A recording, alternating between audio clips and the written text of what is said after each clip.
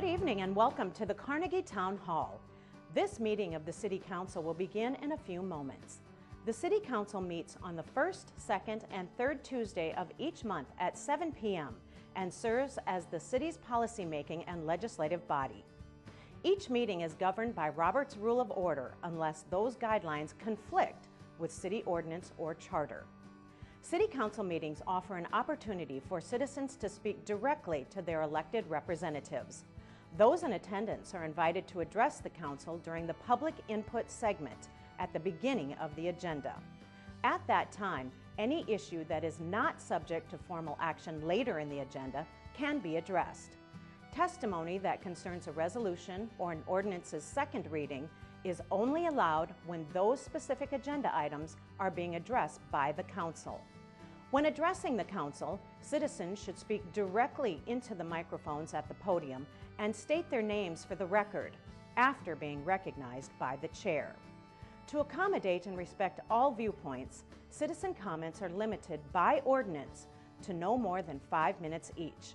Comments should be respectful and focused on providing new information that will benefit the Council's deliberative process.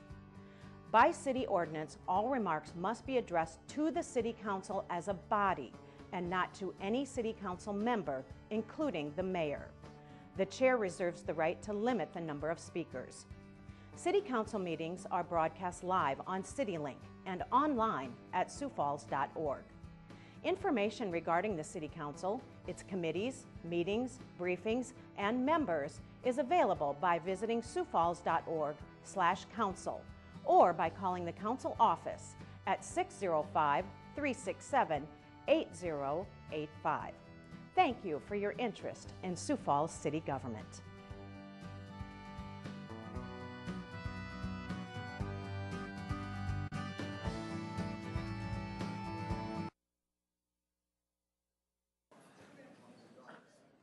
Thanks, Tom. Well, good evening, everybody. Love the crowd, love the engagement here tonight. I mean, just look at this group of citizens here. I love it. It is Tuesday, July 18th. Certainly pleased to have you here. We're going to start the City Council meeting by introducing you to your City Council.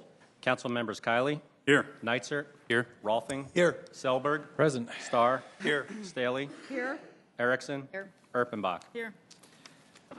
Well, we start our meetings here in Sioux Falls with an invocation, and we've got a very familiar face, very familiar voice in the city of Sioux Falls. Reverend John Christofferson from First Lutheran Church is going to lead us in that invocation. Reverend John, welcome. Good to have you here. And so what we'd ask you to do is to stand for the Reverend's invocation, and then please remain standing for our Pledge of Allegiance.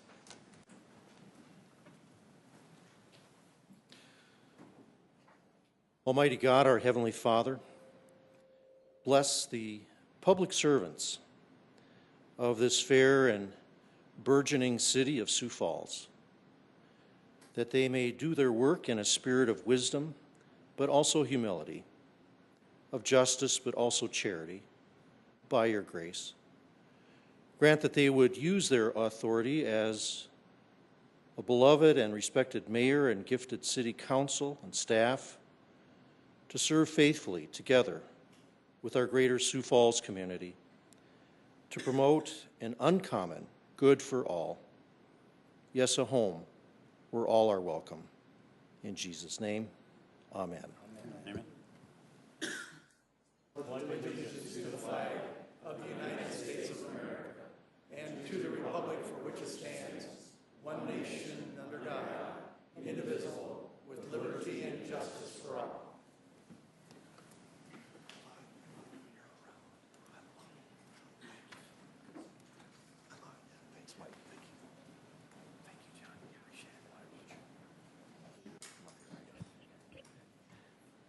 Well, Council, thank you. Now our consent agenda. Any motions, changes to that? Move to accept. Second, Selberg. Councilor Rolfing has made a motion to approve our consent agenda. Seconded by Councilor Selberg. If there's no discussion, a roll call vote, please. Council members Kiley. Yes. Neitzer. Yes. Rolfing. Yes. Selberg. Yes. Starr. Yes. Staley. Yes. Erickson. Yes. Erpenbach. Yes. Councilors, thank you. This passed 8-0. We've got a full agenda tonight. Council, any changes to that or motions? Move to approve, Erpenbach. Second Erickson. Councilor Bucks made a motion to approve our regular agenda, seconded by Councilor Erickson, Council Vice Chair Erickson. If there's no discussion, a roll call vote, please. Council members Kylie. Yes. Nitzert. Yes. Rolfing. Yes. Selberg. Yes. Starr. Yes. Staley. Yes. Erickson. Yes. Erpenbach. Yes. That has passed 8-0. Thank you. Again, welcome. Good to have you here tonight. We appreciate it. This is a great opportunity for you to engage the council, really on any topic that is of importance to you. If there's an agenda item later on that you wanted to talk specifically to, it's a second reading, we'd ask you to wait for that. But otherwise, come forward, state your name, please. We'd ask you to keep your comments to 5 minutes or less. And if you could just be as productive and professional as possible, we'd appreciate that as well. But again, welcome. Welcome.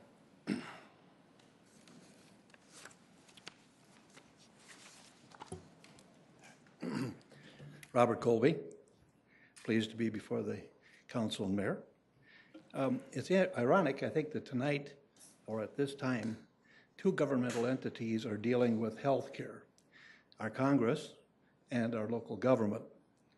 And sometimes I'm wondering if they forget why we have government, and that is for, its purpose is to do for us what we can't do individually for ourselves. I can't afford to have a park all by myself. I can't afford to take care of the street in front of my house and make sure that it's blacktopped or concrete. But together, all of us can do that, and we elect people who are to supervise those things that to be done for us, what we can't do for ourselves. It's called serve and protect. We elect you to serve and to help protect us. Now, both entities, if they are going to make an error, I would prefer that they would err in favor of the citizens. And that's whom you are here to be productive for, whether it's the Congress or whether it's the local city government. Because you are our representatives and you are to work for us. The health care thing is important. It's important here, and it's important nationally.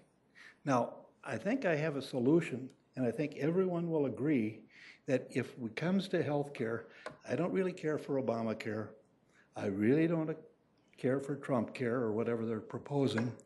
I just want the same health care package that Johnny, Mikey, and Christy have, our two senators and our House member. If we had what they had, the citizens of the United States would be in support of. It would be, even if they have the special health care that they protect themselves with, it should only be while they are elected and in service. Only while they are elected and in service. Once they leave, they should be John Q. or Jane Q. public and get the same health care that you and I will receive. Oh, and I heard, by the way, that our local ambulance service has a new program. You can call ahead and make a reservation for your emergency to make sure they come in time. Thank you, and good luck. Folks, did anybody else want to engage the council? Welcome.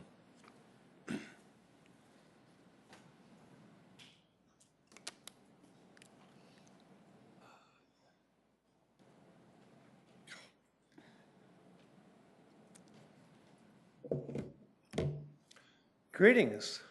My name is David Zokaitis, and I've got a nice, easy presentation tonight. Nothing controversial whatsoever. It's the bike trail. We've got a beautiful bike trail around the city, and I'm in great favor of it. I love it. I'm on there all the time, and a lot of other people like the bike trail. It's a good time to get out and enjoy the world a little bit and stop worrying about stuff. And the city has plans to make it larger and more elegant, and I'm all in favor of that too. Now, I have noticed that we've got a variety of user types on the bike trail. There's some people that move pretty slow, and there's some people like me that really cruise along. So I'm in favor of more visibility around some of the corners and corners that are designed for more speed. And some parts are just too skinny for people going both directions. So it'd be good to see some of that get fixed. Here's an intersection that I prompted being corrected a couple years ago. That's used to be a two-way stop sign with the bikers that supposedly had to stop, and now it's a four-way intersection. It's so much safer. And this is a big project the city recently completed. Flatter, straighter, smoother. Oh, it's beautiful over there. And here's something that people just don't seem to get. This is South Dakota in the summertime, and we get droughts. And grass turns brown, and you can change that just by cutting the stuff a little higher and save a little money along the way. So I'm in favor of changing the way the parks people cut the grass in the summertime along the bike trail. And I've seen police patrol the bike trail on bicycles and motorcycles and patrol cars, and I'm thinking, well, you know what they should do is use electric bicycles. They should use the smallest kind of thing that fits on the bike trail just like everybody else. And I really don't think patrol cars are safe there, but I've said that before. Probably have to say it again. Here's an intersection that needs some work. If you're cruising down this road in the middle of the night, it looks like that bike trail just goes right over the hill. It doesn't. There's rocks on the other side.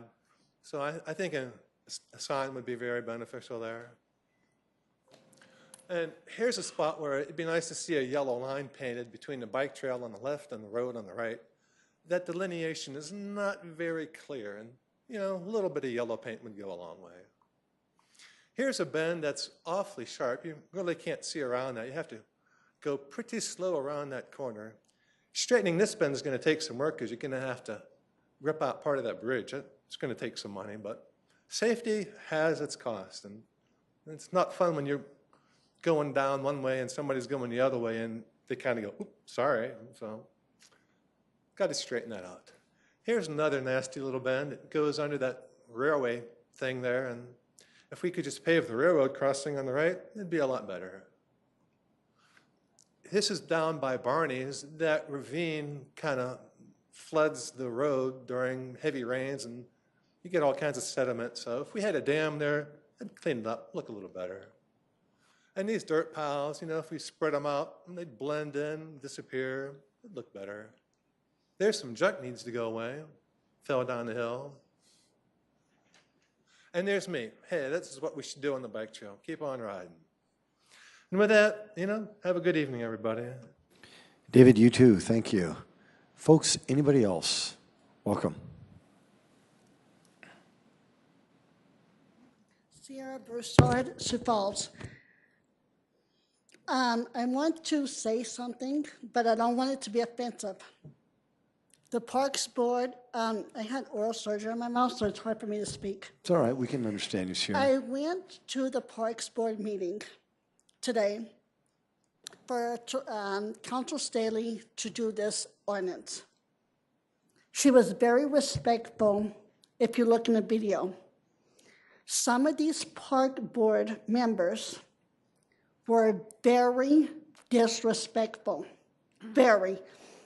Teresa Staley did not by any means want to push any of the board members out of the way, bash them. That wasn't her intention. But some of the Park Board members, mayor, that were elected by you or whoever was very rude to Teresa Staley and owes her an apology.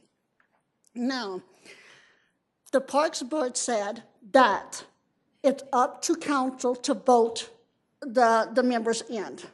And 9 out of 10 times they vote the members in. So I think that what council needs to do is when the mayor appoints, if y'all don't like it, don't be scared to vote no on it. Because what I saw today at that Parks Board with some of these individuals was very unprofessional, Mayor. And I don't know if you appointed them in or who did, and I don't want to pinpoint anybody. And I disagree with Teresa on a lot of stuff, but this was not called for.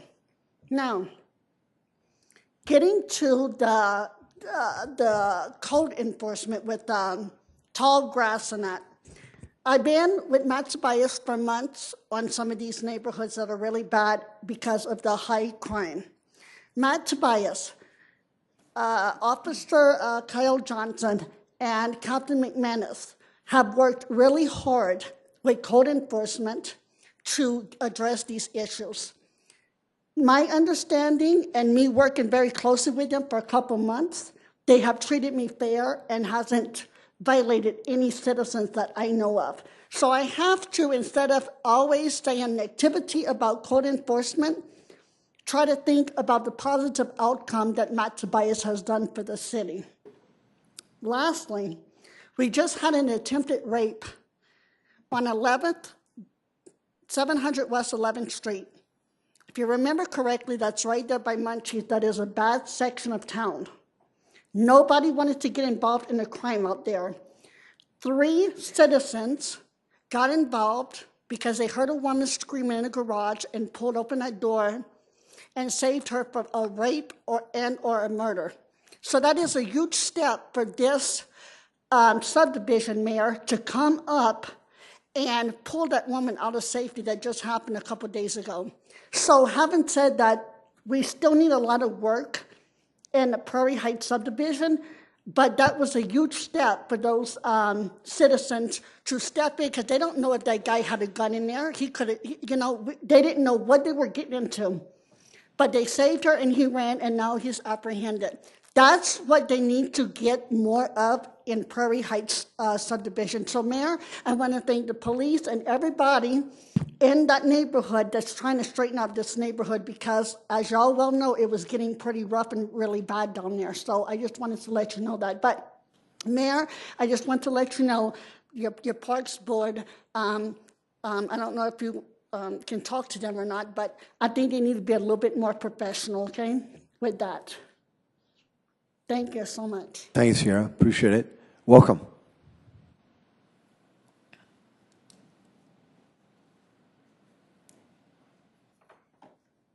My name is Paul Gorley. Thank you for allowing me to address this council.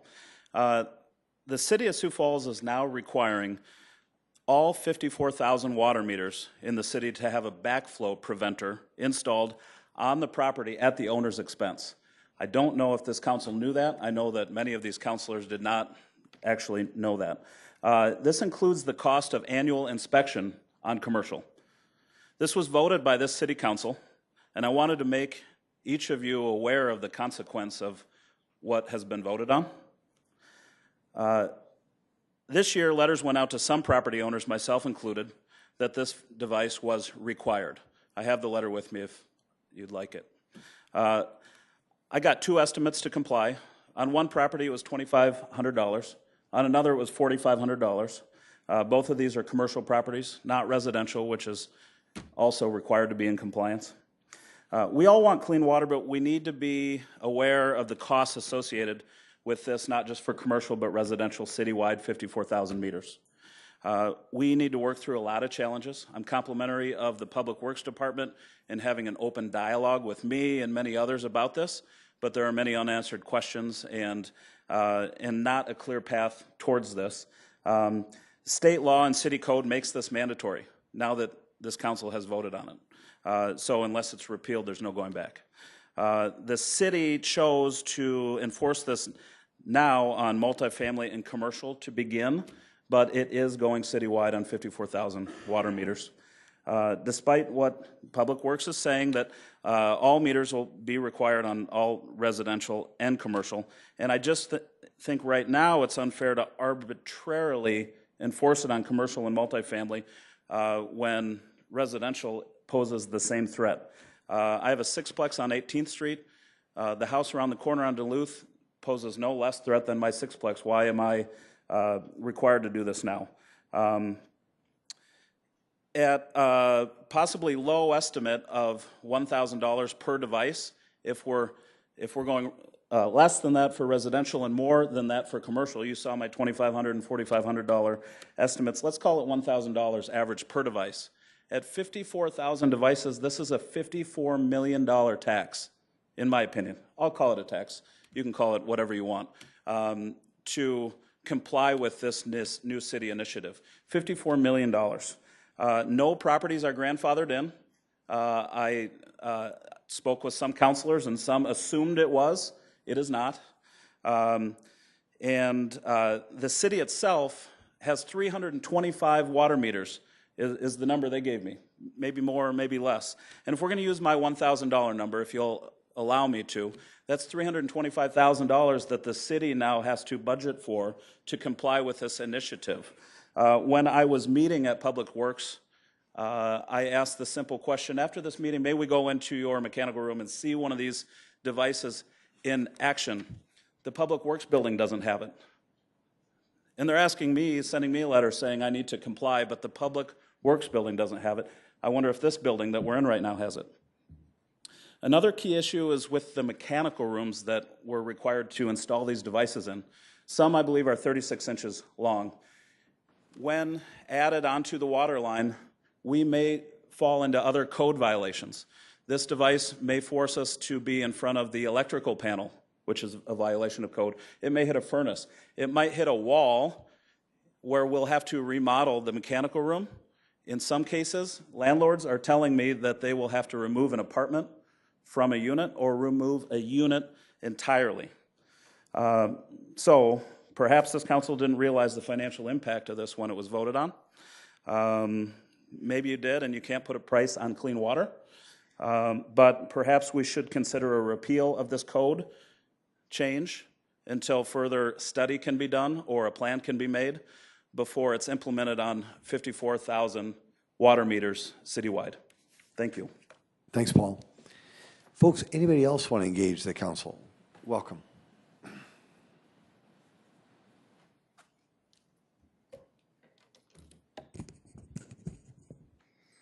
Good evening. My name is John Mathias, and I'm from Sioux Falls. I just made the decision to provide some public input this evening within the last hour. My notes are hastily prepared. Normally, I would do considerable research on Argus Leader websites and the city website and so forth. I'm going to speak in more generalities tonight, but I think my ideas bear some consideration.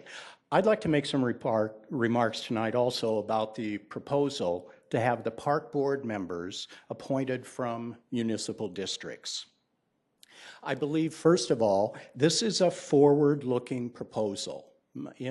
Perhaps could be considered forward-looking in the same way that we're building a new administration building with plans for upper floors on that building to be added years down the road as our city grows.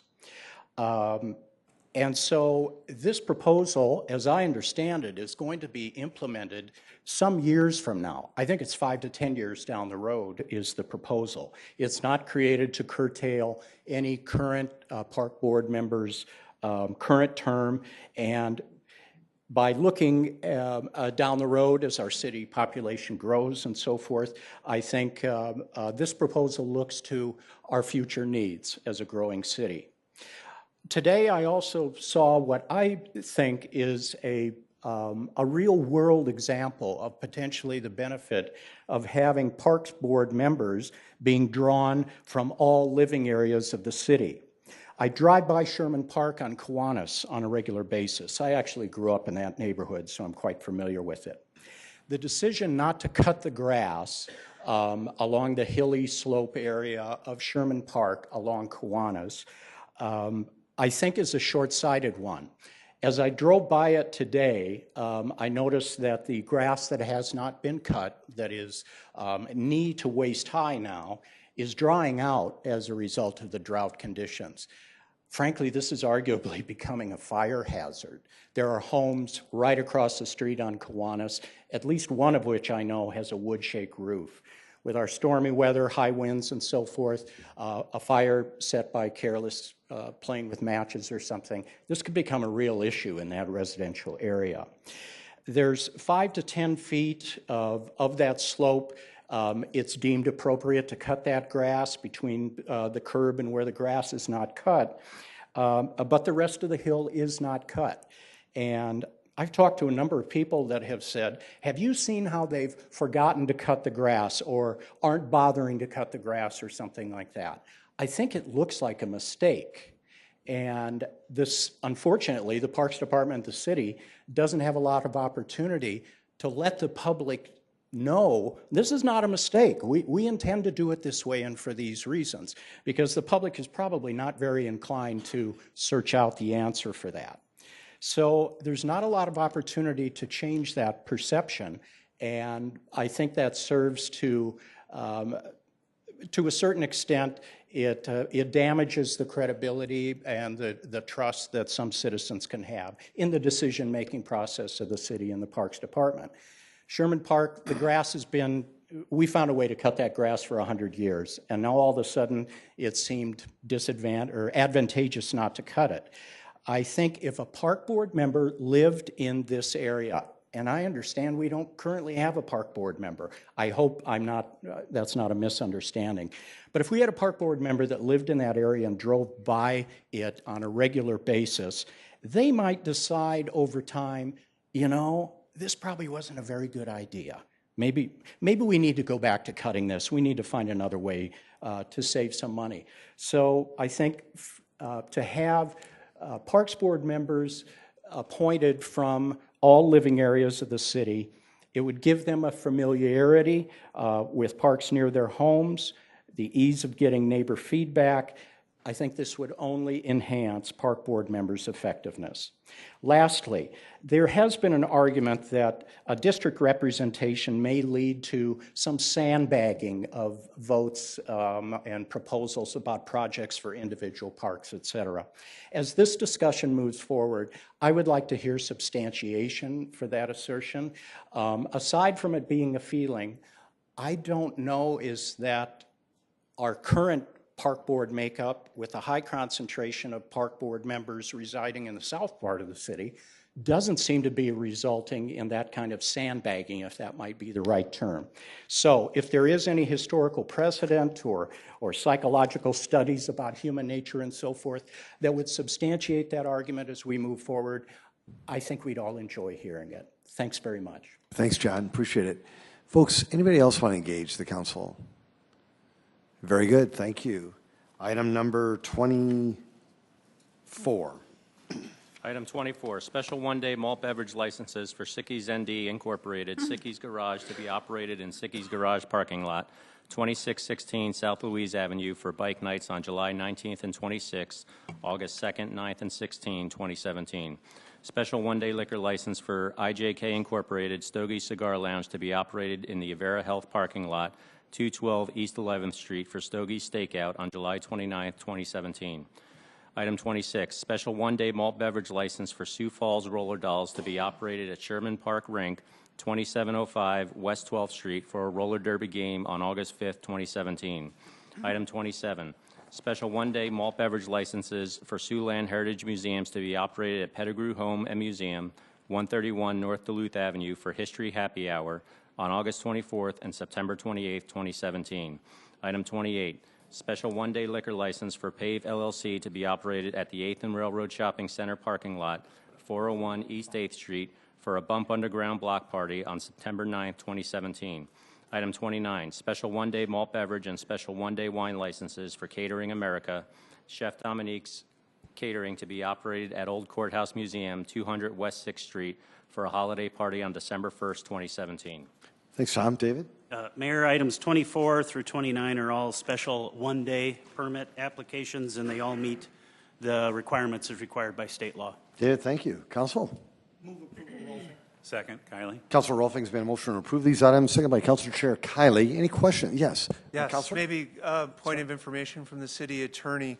Is there no, one of these 24 has, I mean, the permits for tomorrow and a week, is there notification or publication that's required? I know they're not with the one days, but that just seems cutting it really close if we had questions or. It's my understanding they all meet all the legal requirements, Counselor, so all of them do. Thank you. A roll call vote, please. Council members Kylie? Yes. Neitzert? Yes. Rolfing? Yes. Selberg? Yes. Starr? Yes. Staley? Yes. Erickson? Yes. Erpenbach? Yes. That is passed 8-0. Item 30. Second reading, an ordinance of the City of Sioux Falls, South Dakota, amending the Code of Ordinances of the city by revising planning and zoning application fees. Planning Commission recommends approval, 8-0. Jeffrey, welcome. Good evening. Jeffrey Schmidt, representing planning staff on this item and other items this evening. This first item is an application that I'm bringing forward for the planning office. The city staff is recommending that we increase our planning fees for development applications. For example, our rezoning applications currently are $575, and we're requesting to go up to $650, a $75 increase. And then in regards to the other development fees, such as preliminary fees, initial development plans, and final development plans, these are the ones that come after rezonings. We're also looking at a $75 fee increase from $275 to $350. Jeffrey, thank you. Folks, this is a second reading. You have an opportunity to engage the council on this topic if you'd like. Any interest? Councilors? Councilor Staley? Jeff, I'm hearing a reference to having, you need to raise these fees because you're going to we need more money to pay for staff to do a more in-depth job. Am I correct in saying that? We're looking at continuing to fund our staff. It's not for additional staff. It's not to assist necessarily with paying for that staff. The staff's already there. But at the same time, the costs are incurred, and it takes a long time to do rezonings and preliminary plans. The time is taking longer.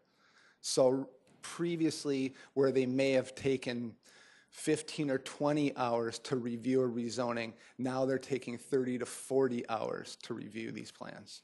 And so these staff members are currently being paid out of the operations budget. Yes. Correct. So this is not a user fee. It's not an enterprise fund. It is not an enterprise so fund. So the money you're going to be taking in from these people will be going into the general fund. That's correct. So we're talking about plumping up that fund for whatever employee needs that we have. Because it's not necessarily going to be earmarked for your department. No, that's correct. It could go to any department. It goes back to the operation budget. Okay, so what I wanted to say here, since I have the floor, is that I've been a big advocate within our city government since I've been elected and as a citizen as well, that before we're raising fees on people, we need to do a performance audit of that department to make sure that everything is being used to the maximum capacity and efficiency, to show our citizens this is really something that needs to be done. So across the board, I'm going to be generally opposed to raising fees. However, I was so impressed several months ago when Councilor Neitsert put together a package when the fire marshal wanted to raise fees. We came up with a compromise to say in good faith that we are going to give you some of what you want. And as I've mentioned, after I got elected last year, the Public Utilities Commission frequently hears testimony and rarely gives the amount of money that they're being requested for the benefit of the citizens. So I'm going to propose an amendment that is going to, I want to propose an amendment to readjust the fees across the board in sections 1, 3, 4, 6, and 7, because this is my alternative to just voting no. So a compromise, okay, amendment. Councilor Staley, can I just ask you, can we first get a motion to approve, and then we'll second it, and then we'll talk about the amendments? Excellent. Just so I get my amendment in there somewhere. Okay. Yes, and I guarantee you that'll happen. I'll move to approve, Neitsert. Councilor Neitsert has made a motion to approve. Rolfing. Second by Councilor Rolfing. Any discussion? Councilor Staley. Okay, so I'm going to make a motion to amend this to amend sections 1, 3, 4, 6, and 7 by readjusting the fee increase across the board by $30. The amended rates would be the change of the zoning district to 605, initial development plan 305, final development plan 330, preliminary subdivision plan 305, and the petitioned annexation 330. Tom, you get that? Okay, very good. It's been a motion to amend what has been proposed. Instead of it being $75, making it $30. That has died for lack of a second. Any other discussion? Councilor Erpenbach. Can we talk a little bit about comparison of costs? I can't say that I disagree with Councilor Staley's assessment that we need to understand more fully what this money is going to be used for. And I realize we can pick any community we want and just randomly, we can find them that are more higher than us, and we can find them that are lower than us. Can you talk specifically about what difference does this $75 mean? And really, what is the true need? I mean, yeah, we've talked about it takes longer. Let's talk about it in real terms. What is this going to matter to developers? What does it matter if I'm a home buyer? Let's talk real language with this. Yeah, and that's a lot. That's really part of the discussion that council is very graciously allowing me to have here.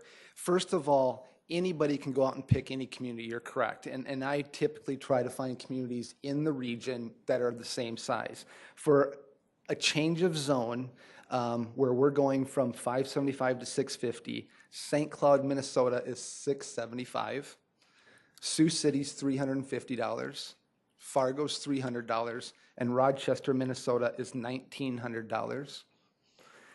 Lincoln, Nebraska does it very differently, which we could do also. They do it by the type of zoning and by the acreage. So they do a sliding scale, which would also be great, but it's very time intensive.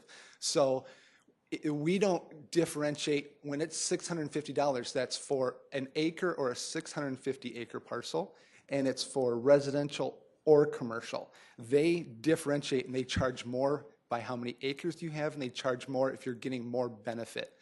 One of the things I think the community listening at home and in the audience today really needs to understand is, while this is not a user fee, it really becomes that because not everybody does this. Only the developers that come in and say, I want to rezone my property. And again, this can be argued also, but the best example I can give for the people at home listening is you have an acre of ag land. An acre of ag land will probably go about $40,000 an acre. If you rezone that to apartments, it's going to be $150,000 an acre. So that $650 cost that you had just gave you $100,000 in value. If you go to office, it's $250. If you go to commercial, it's significantly more, and that's 1 acre. If you do 10 acres or 100 acres of residential land, your $50 increase in that value is, and again, this gentleman earlier got up and talked about 54,000. I mean, 54,000 people don't do this.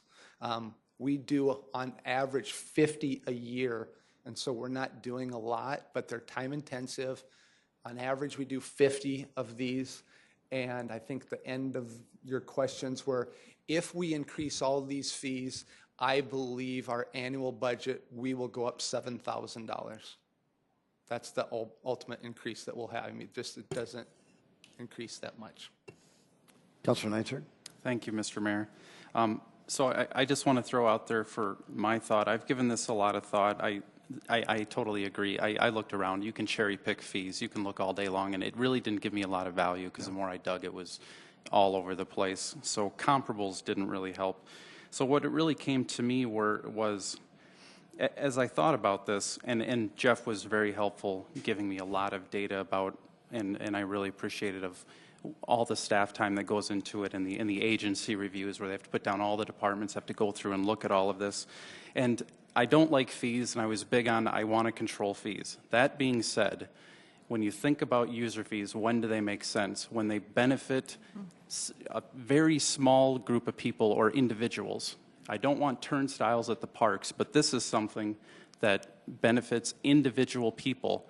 And I just think about in a time where we have compressed sales tax revenue and we have a limited operating fund, if I recoup a little bit more from the fees from the people that are benefiting from it, that's $7,000. That might be $7,000. It might save one of these parks programs that we might have to cut. So we have a limited pie. So as much as I don't like doing it, it seems more fair to adjust the fees a little bit rather than having it borne out by somebody else. Because no matter what, the staff is going to have to do the work, and they're going to have to get paid. You can either choose to do it from sales tax or from the user fees. So that is why I will support this. Okay. Councilor Selberg. Thank you, Mr. Mayor. You're welcome. I'd concur with a lot of what Councilor Neitzer just said. I mean, are we looking at this kind of, as you described with Councilor Staley, as almost a cost of living increase to a point?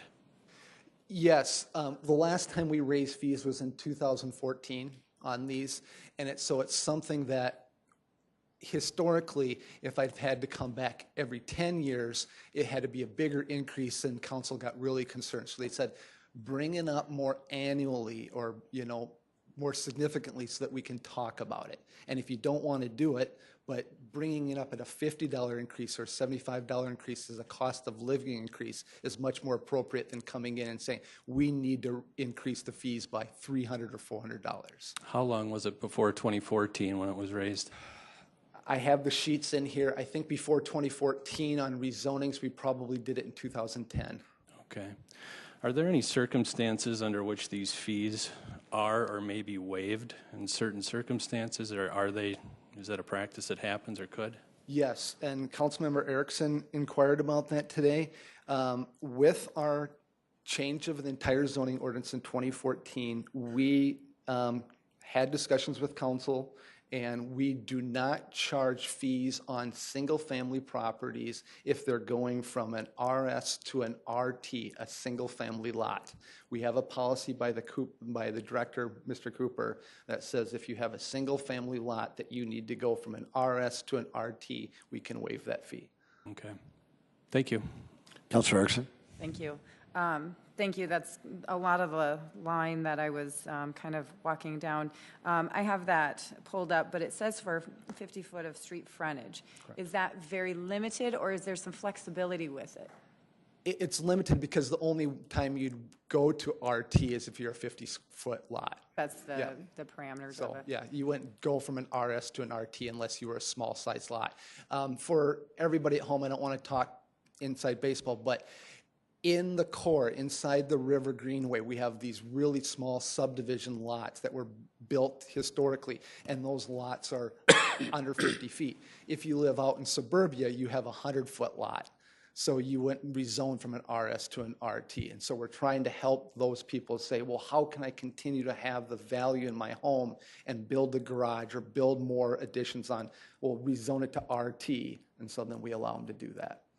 If I may continue. Please, Councilor. So I had some heartache over it and started digging in more today and talked to staff, and I know we exchanged some messages back and forth.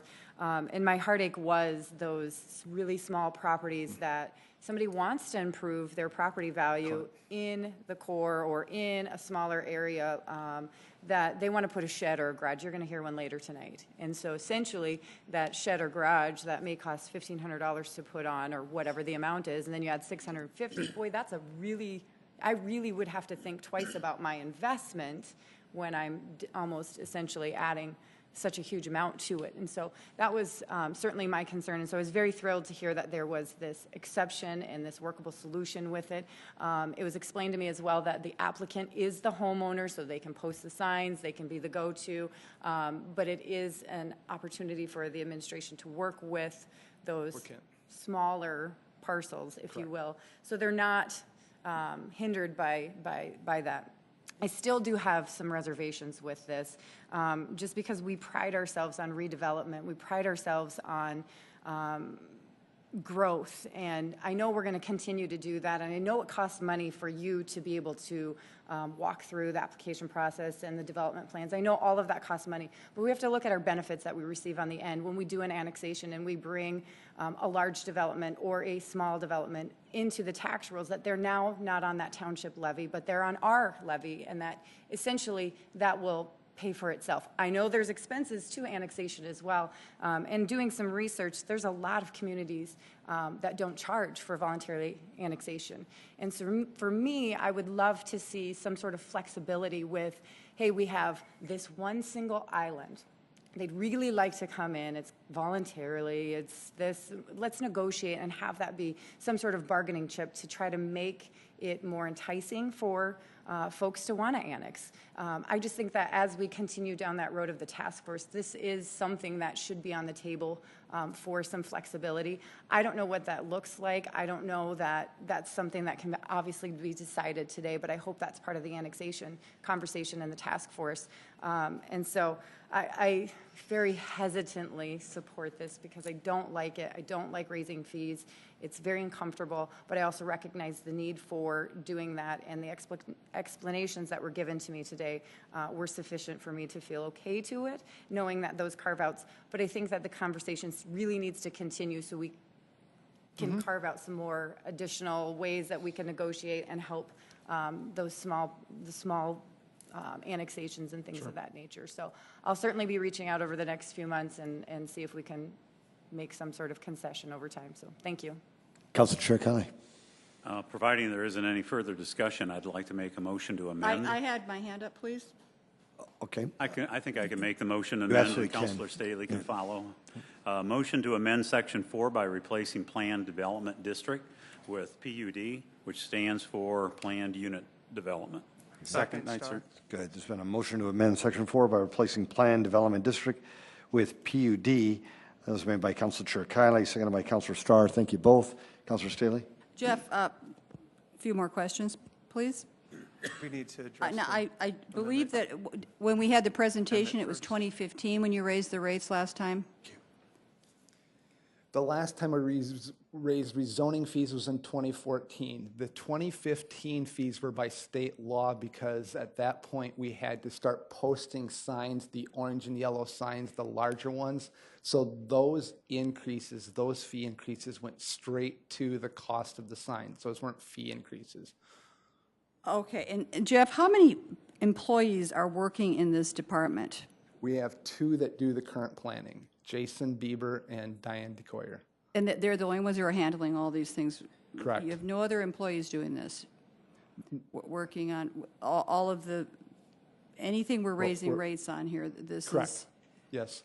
And then as you continue to ask the questions, that everybody has to review them. We have people that have to, I have to review them, Mr. Cooper has to review them, Sam Trebilcock has to review them. That's what I'm saying. Right. So this is broadening out that you're saying it's taking, how many people are having to spend all this extra time on this now? So it's you more have than historic two. preservation, transportation, you have building services, you have zoning, you have fire, police, fire prevention, you have water, you have drainage, sewer, roads, engineering, streets, city attorney's office, and finance. So But they're not all in my department. Oh, I see. So all of those people are spending more time on this. That's why we're... Correct.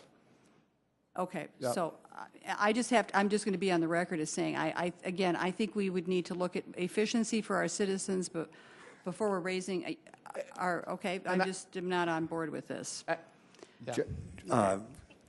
Did anybody have any comments on the amendment that was proposed by Council Chair Kiley and seconded by Councilor Starr? A roll call vote, please, on the amendment.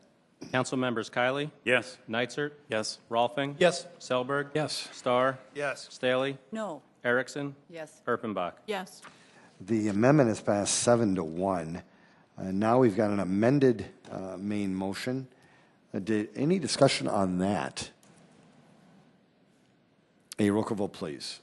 Council members Kiley? Yes. Neitzer? Yes. Rolfing? Yes. Selberg? Yes. Starr? Yes. Staley? No. Erickson? Yes. Erpenbach? Yes. That is passed 7-1. Thank you. Item 31. Second reading, an ordinance of the City of Sioux Falls, South Dakota, amending the Code of Ordinances of the city by amending Chapter 32, Audit Committee. Council Vice Chair Kiley, or Erickson, my apologies. Okay, that's I'm losing okay. it. Thank you. We talked about this in pretty good length last meeting. This just streamlines the appointment process for the Audit Committee. The Audit Committee is the only committee that the council has the authority to appoint outside members of this council, so citizens, to the Audit Committee. So we just wanted to put this in ordinance and have it be similar to what the administration does as far as appointing members of there. It is with notification. It will be posted, whether that's done through media outlets or what have you, just like last time we did have it posted. And then as well, it will go to the Audit Committee to discuss and as well as come to this council for advice and consent. If there's any questions or if Council Chair Kiley would like to comment, he and I did work on this with input from council, so thank you. Councilor Chair Conley, if you don't mind, before I go to you, is there anybody in the audience who wanted to speak to this item? Okay. Very good. Council Chair, any thoughts? I really don't have anything else to add. Sounds good to me. Erickson hasn't already talked about. Mr. Mayor? Yes, Councilor Rolfing. I would, as Audit Chair, I would recommend that this be approved. It's a good way to bring us in compliance with the, not compliance, but bring in conformity with the way appointments happen around here on different other boards. So I would move approval. Thank you. Second. It has been seconded as well. A roll call vote, please. Oh, Mr. Mayor, I'm sorry. Yeah, no, Councilor Starr, my apologies. That's okay. I would move to amend Section 1 by replacing Audit Committee Chair with Audit Committee. Second. There's been a motion. Councilor Starr, did you get that, Tom? I did. Would you just repeat that, please?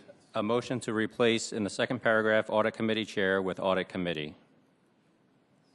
Very good. There's been a motion to amend.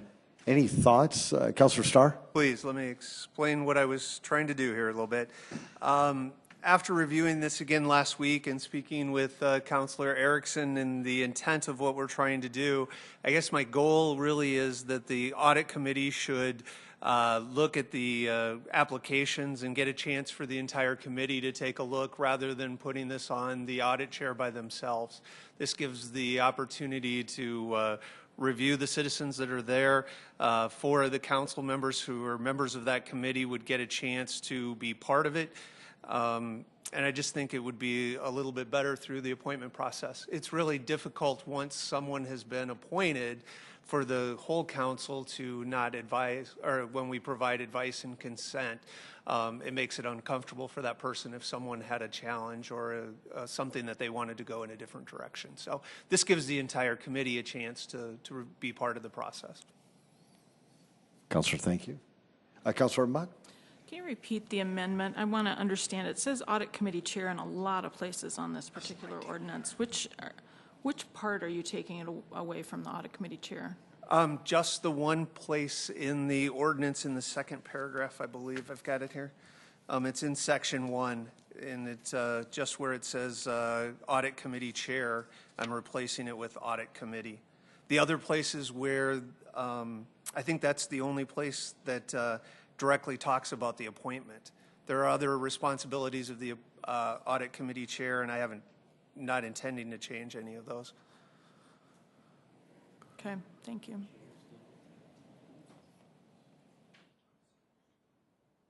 Councilor Rolfing. Councilor Starr, while I don't know that I have any real objections to this, I'm wondering what the difference is between the council chair appointing members of our deal to this committee, where the audit chair has probably the best idea of who would be qualified for outside or for the outside people to come in, and the council still has oversight over that appointment. So you see what I'm saying? Yep. Mr. Mayor, may I respond? If you could. Yeah, Councilor Starr. Thank you, Mr. Mayor. Councilor Rolfing, I think the goal is that it becomes a more inclusive group, that the audit committee itself picks the people that are part of the committee. My real concern is that if someone had a concern, once we get to advice and consent to the full council, it's really puts that person in a tough spot if there are challenges or questions. And I think it creates some inclusiveness of the committee, of being able to take a look at the resumes that are available. It probably would be done in executive session, and you could really investigate the person just to make sure that we've got the right person, because it is such an important committee that we do. So probably the main reason is the inclusiveness of including as many council members as possible in the decision.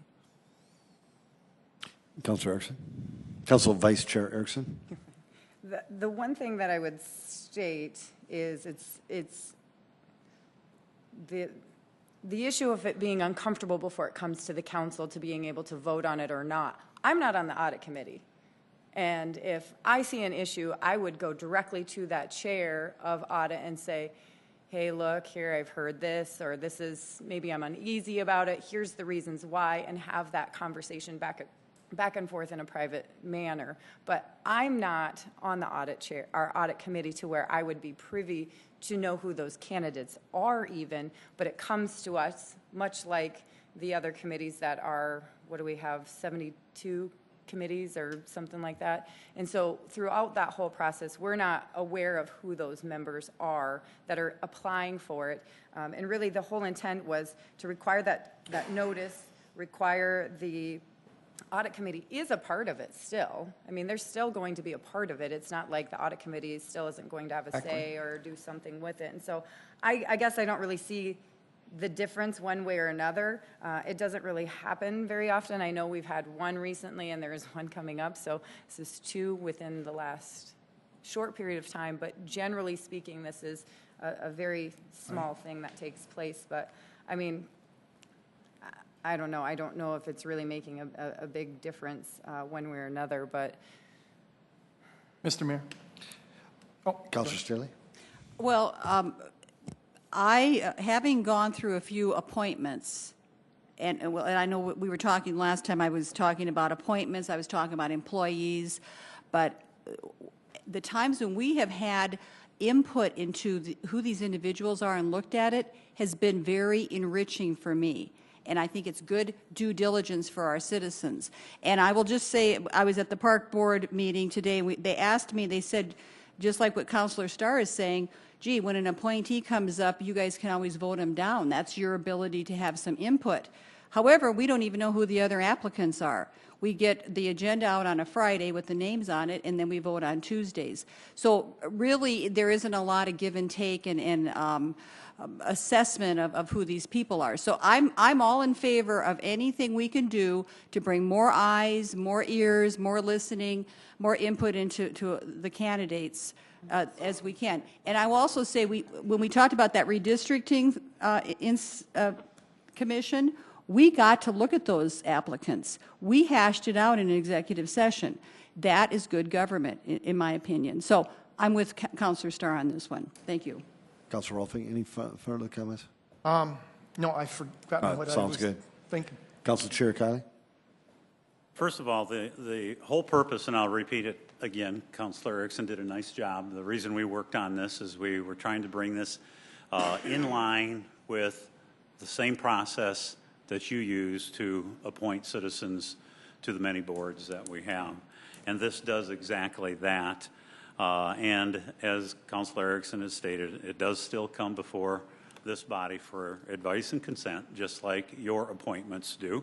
So that's in keeping with what we intended to do in the first place.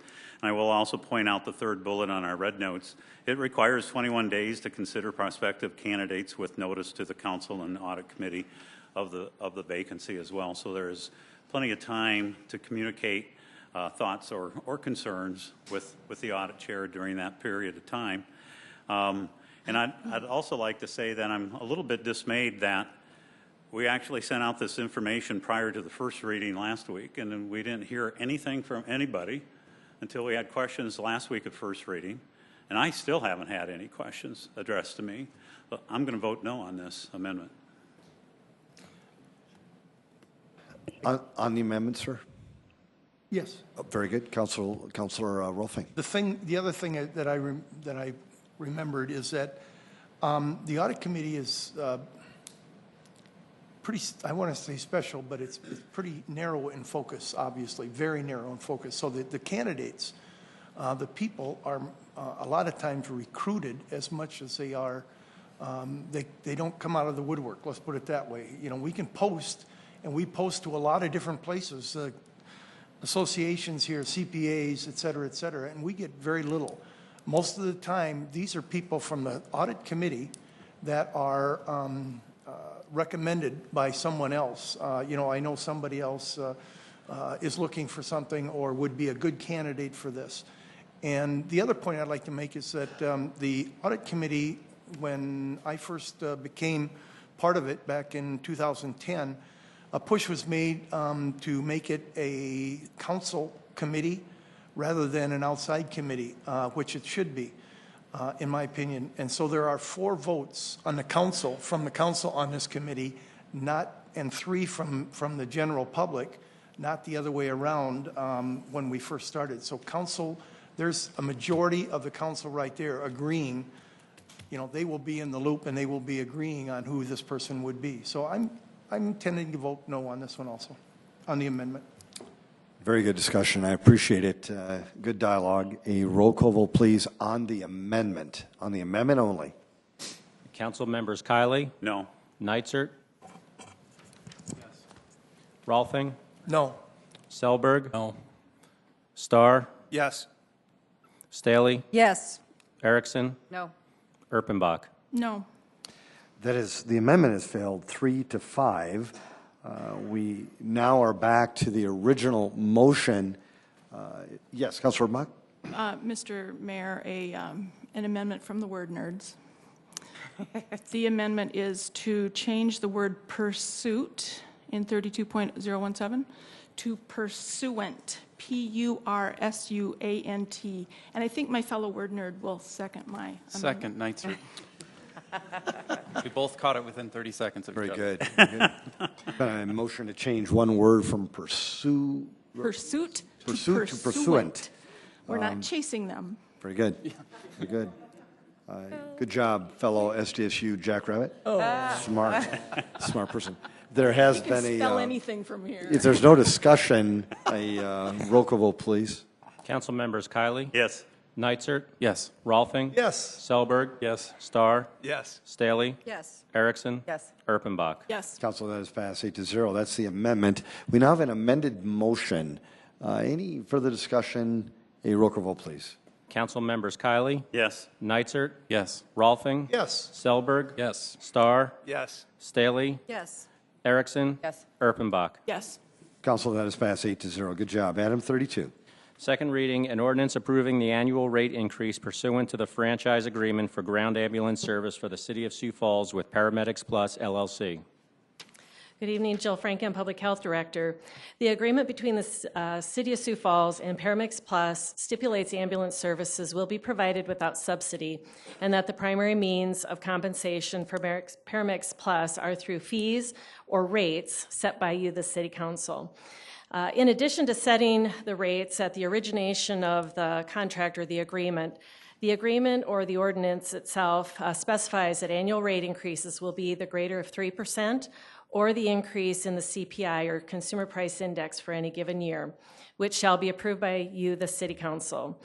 The CPI for the year ending May 2017 was 1.9%. Therefore, the Paramedics Plus rate increase for your consideration for approval is 3%.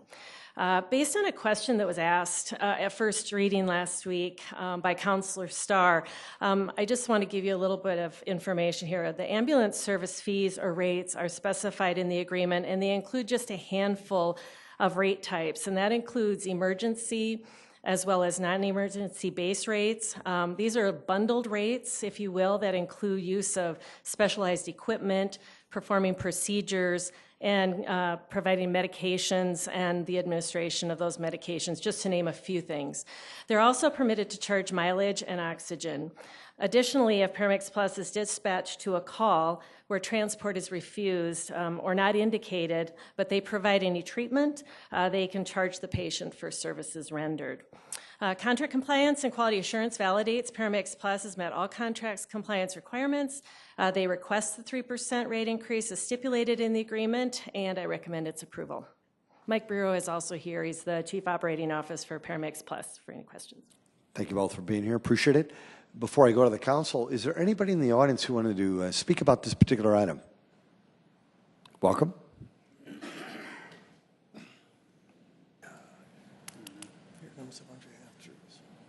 Bruce Danielson from Sioux Falls.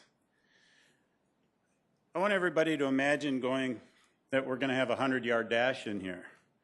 Your shoes are tied and you're at the starting line. At the last minute, one of you is chosen to be the winner and to go to 10 feet from the finish line. Do you think any one of you being back at the 97 yards has a chance to win? Last week there was a press conference announcing 90 to 100% compliance with the ambulance contract.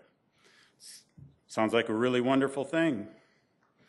You know, how could our provider not be compliant when private messages are sent to a crew to tell them, as happened a few times today, and I'll give you the times privately, head towards such and such location, there's going to be a fall. In other words, they're already warned ahead of time that there's going to be a call coming out. This person has had a fall, and be ready in that location so that you can meet contract compliance. During the same period, Pulse Point was down and not reporting. Seems real interesting, but the scanner was busy. If you'd like the scanner, I'll give you all that information too if you'd like. The service is warned to get close to the location or to the goal and then gets the call. But I won't go into all those details, but it kind of smells. And it smells to a lot of people who have been following the ambulance. Last July, during the same discussion, I was accused of saying something I never said when I questioned the contract increase. I won't use the one word, but I will use the second word. I'm appalled. I still am appalled. Our contract was very poorly written to concentrate on contract compliance and forget about patient care. There are more interesting fun facts concerning this company and its corporate relationships. This contract is supposed to run for 3 more years. One of the questions we're having right now is who or what board with authority is approving all these procedural changes. We had 980, we had level 0, we had all of these different classifications, and we're not finding any minutes, no board records. I've tried to contact our health department director, and she didn't return my phone call or even try to talk to me. So I'm still wondering where this is at. Will this body investigate the reporting process? The who, what, when, where, why needs to be open to the patients and to the families. There's a lot more to be discussed here. I know you can't do anything other than just vote for this contract. We've been told that several times in the last meeting that if any one of you voted against it, one of you could be sued or all of you could be sued, the city could be sued, just because you asked a question. I think this is a really poorly written contract, and you can shake your heads all you want about the whole thing, but there's a problem here. It needs to be fixed, and thank you. Folks, anybody else want to engage the council on this topic? Very good. Councilors? Move approval, Rolfing. A motion to approve. Second, Selberg. Has been seconded by Councilor Selberg. Any other discussion? Yes. Councilor Starr. Thank you. Director Franken, if I could just follow up if we pointed this out.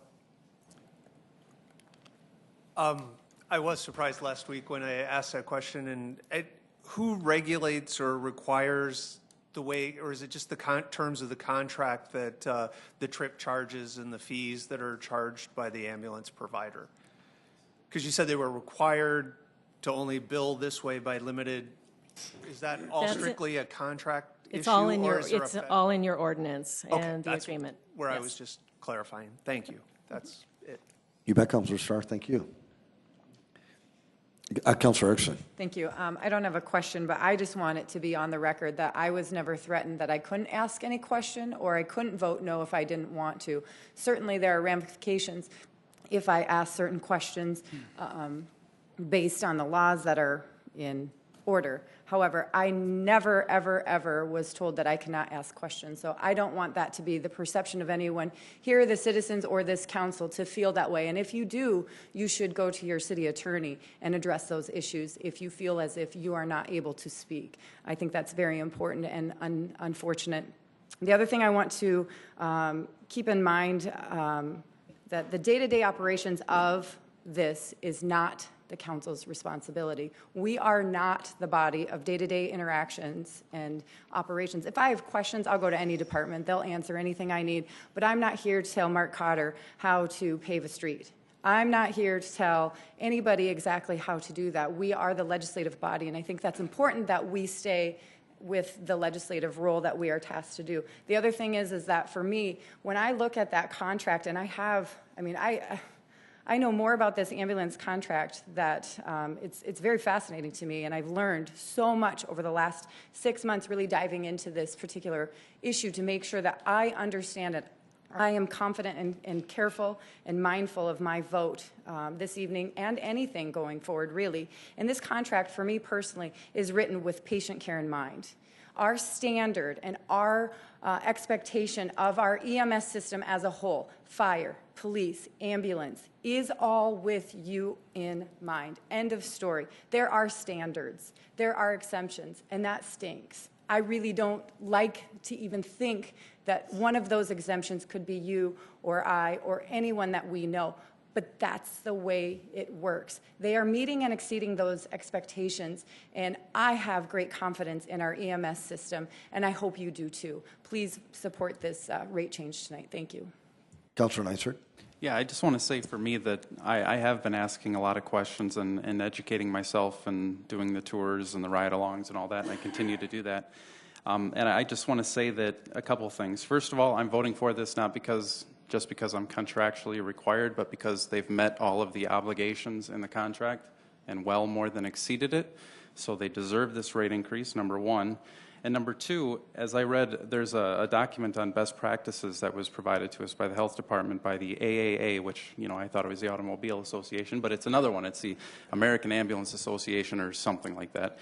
And it's a thick manual, and it's essentially a best practices document of how to run an ambulance service.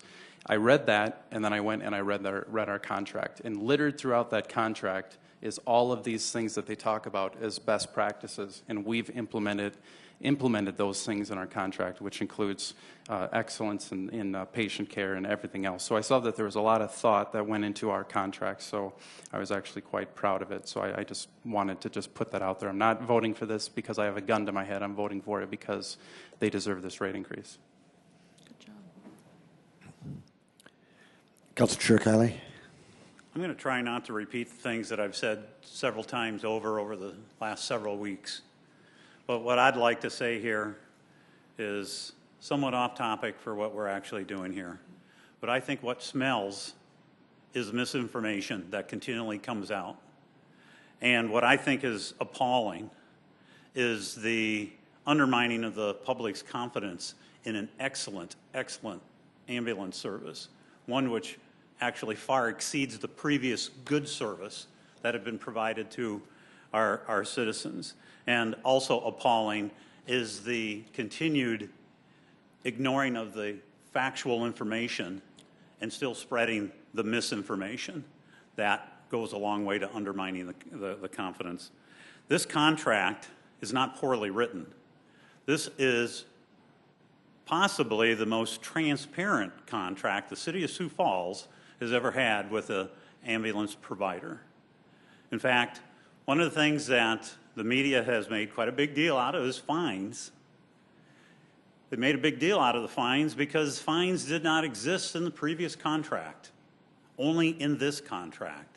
So to compare this provider with the previous provider is simply unfair. That's the fact. And that's one of the many things that has been ignored. There's nothing that needs to be fixed here other than the continued effort on the part of our ambulance provider to provide the best service they possibly can and an improved service, and they do that by going through every single call at the following day, especially with the ones that have been out of compliance. So I will gladly vote yes on this item. Thank you. A roll call vote, please. Council members Kiley? Yes. Neitzer? Yes. Rolfing? Yes. Selberg? Yes. Starr? No. Staley? Yes. Erickson? Yes. Erpenbach? Yes. That has passed 7-1. Item 33. Second reading, an ordinance of the City of Sioux Falls, South Dakota, amending the Code of Ordinances of the city by amending Chapter 150, Building, by adopting the 2017 National Electrical Code and amendments thereto. Good evening. This is for the second reading for the adoption of the 2017 National Electrical Code. This has been approved by the Electrical Board of Appeals. They're recommending passage. It has also passed the state, which they adopt it first and then we follow. We've also taken this to approximately 140 contractors, so they know this is all coming out. And with me tonight, I have Larry Kippis. He's our Chief Electrical Inspector. We also have 5 other electrical inspectors underneath him, and they do approximately 15,000 inspections during the course of the year. So I am hoping that you will approve this.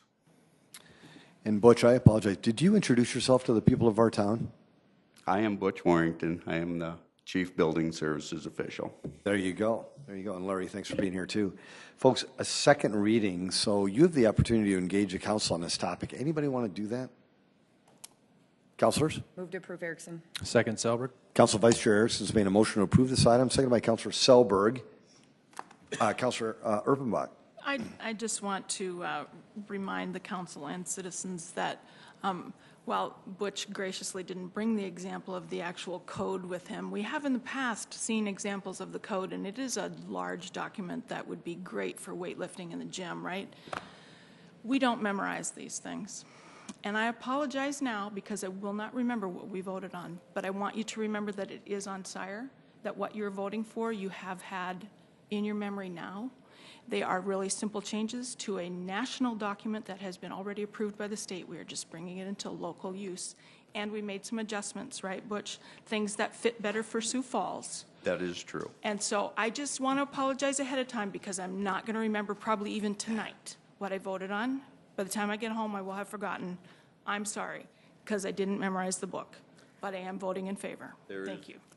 Here is a copy of that book, and it is, just my guess, about 850 pages long. Well, and I guess to your credit, Butch, that's why you take it to all these people that are way smarter than we are. They look at it and they understand what all these details are. You tell us the highlights, you tell us the things that really matter to Sioux Falls, and we vote in confidence with that. I appreciate your work. Thank you. A roll call vote, please. Council members Kiley? Yes. Neitzer? Yes. Rolfing? Yes. Selberg? Yes. Starr? Yes. Staley? Yes. Erickson? Erpenbach? Yes. That has passed 8-0. Item 34. Set a date of hearing and second reading for Tuesday, August 1st, 2017 at 7 p.m. for item 34. An ordinance of the City of Sioux Falls, South Dakota rezoning property located at northeast corner of East 6th Street and North Bonson Avenue from the AG Agriculture District to the LW Live Work District. Petition number 6219-2017 and amending the official zoning map of the City of Sioux Falls. Planning Commission recommends approval 5-1. Councilor Mr. Chair? Yes, Councilor Steele. I'm going to recuse myself, and I wanted to say why. The city attorney has... Can't. I was told by Danny Brown that I can. Okay. Councilor Steele, go ahead. Okay. There's 3 reasons I'm going to be recusing myself from this issue. First of all, Lois Brown is a very dear friend of mine. We have been friends for many years. She's like a sister to me. I have spent several occasions on her porch praying about the future of her property before I was on the council, praying that it would be used in a park-like purpose. So I have that relationship with her I'm disclosing. Last year, the city attorney, David Fifley, had concerns about my relationship with this property that went to the point that I had to hire my own attorney to clarify my rights as a council member and to define my involvement and defend my involvement with this property.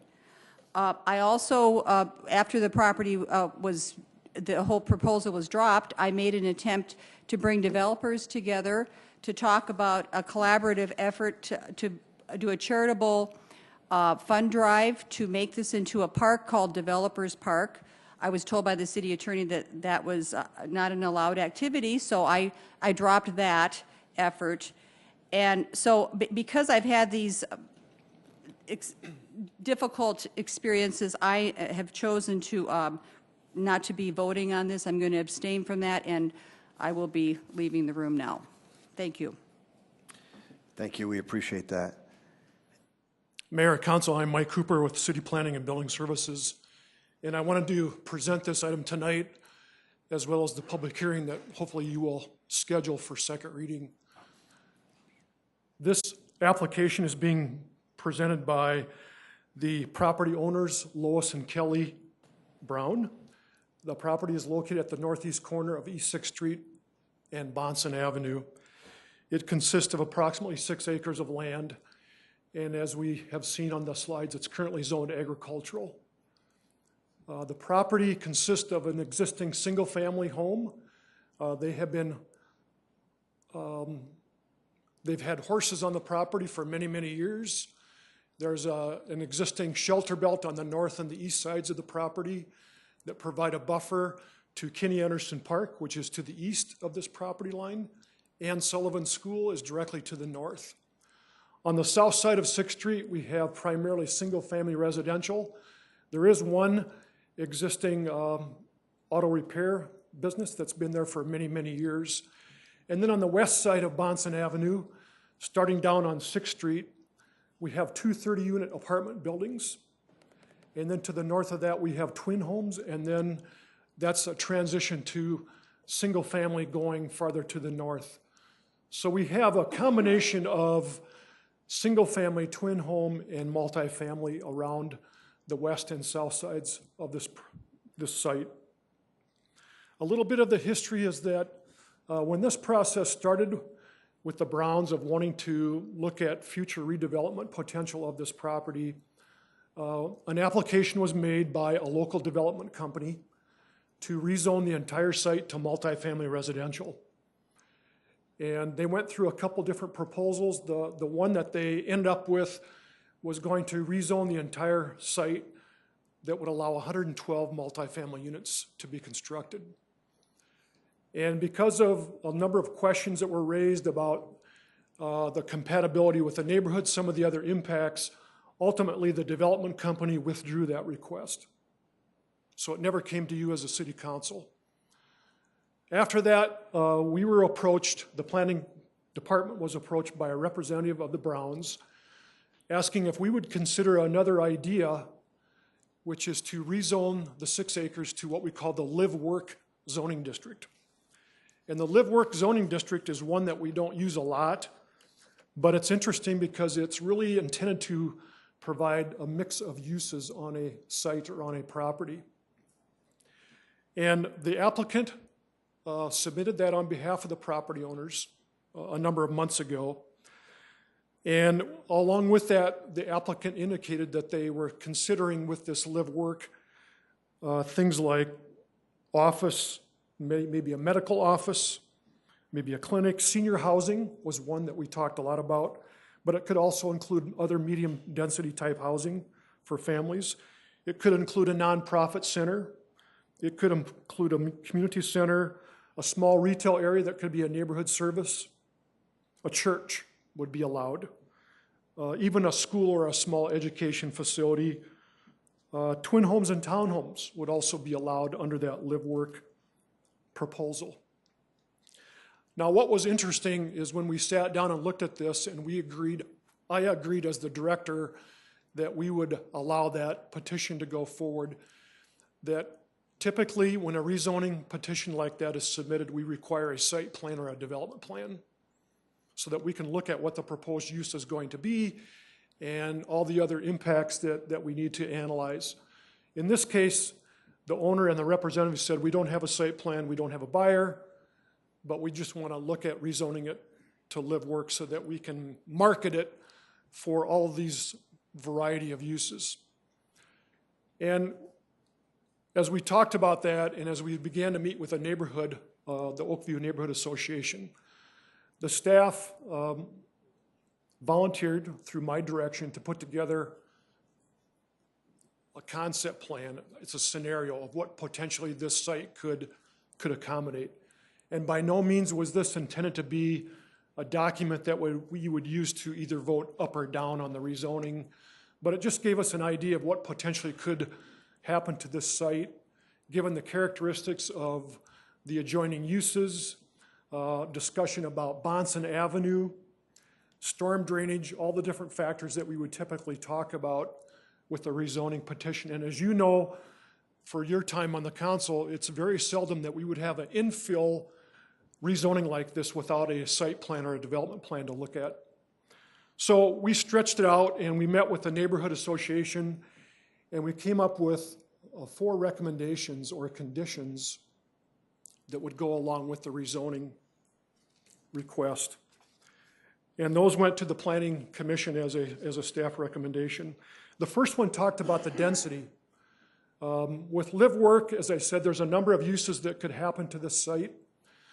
But with live work, we wanted to promote the idea that it should not all be one type of land use, that it should be a mixture of land uses. So if you're going to end up rezoning it to live work and the entire thing is going to end up to be multifamily, it really doesn't fit the concept of live work zoning district.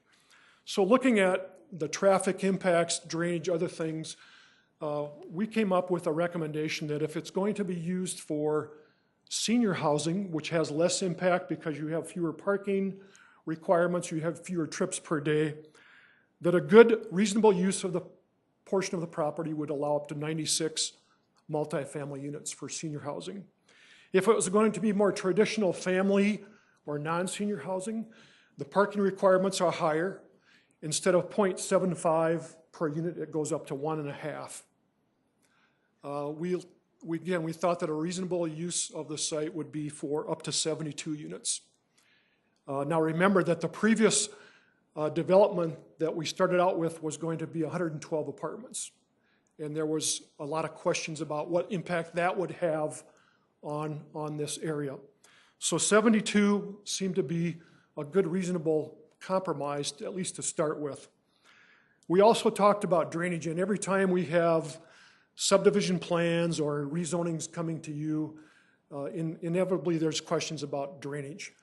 Well, again, in this case, since we didn't have a development plan, we know that we have to go through a pretty comprehensive review of stormwater runoff with any building permit application. But we put a condition on the rezoning that would talk about drainage, would have to go through the city engineering department, which it would anyway, but it was just another heads up for the neighborhood and for any future developer to be aware of that so that we could really focus on what the impacts were going to be on 6th Street, on Bonson, on surrounding property, depending on the type of development that goes there. And then the other one has to do with traffic impact. If you look closely at this area, there's an offset at 6th and Bonson. It doesn't match up as a typical 4-way intersection. Locust Avenue, which is on the south side of 6th Street, does not match up. And this has been this way for many, many years. And it's always been a concern of not only future development, but even existing traffic flow because of the school, the park. Eventually, Bonson Avenue is going to connect all the way up to Rice Street. We're very close now, but we have one more property owner to work with, which is Merle and Roy's, to get it all the way up to Rice Street.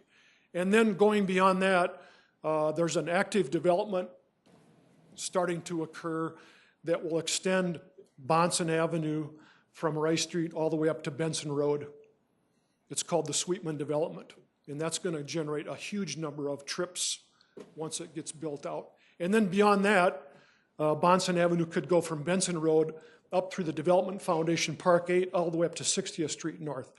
So we thought that when this 6 acres does redevelop, that we have an opportunity to look at modifying that intersection to work with the owners, work with the developers, and to modify that so that it lines up as a normal intersection.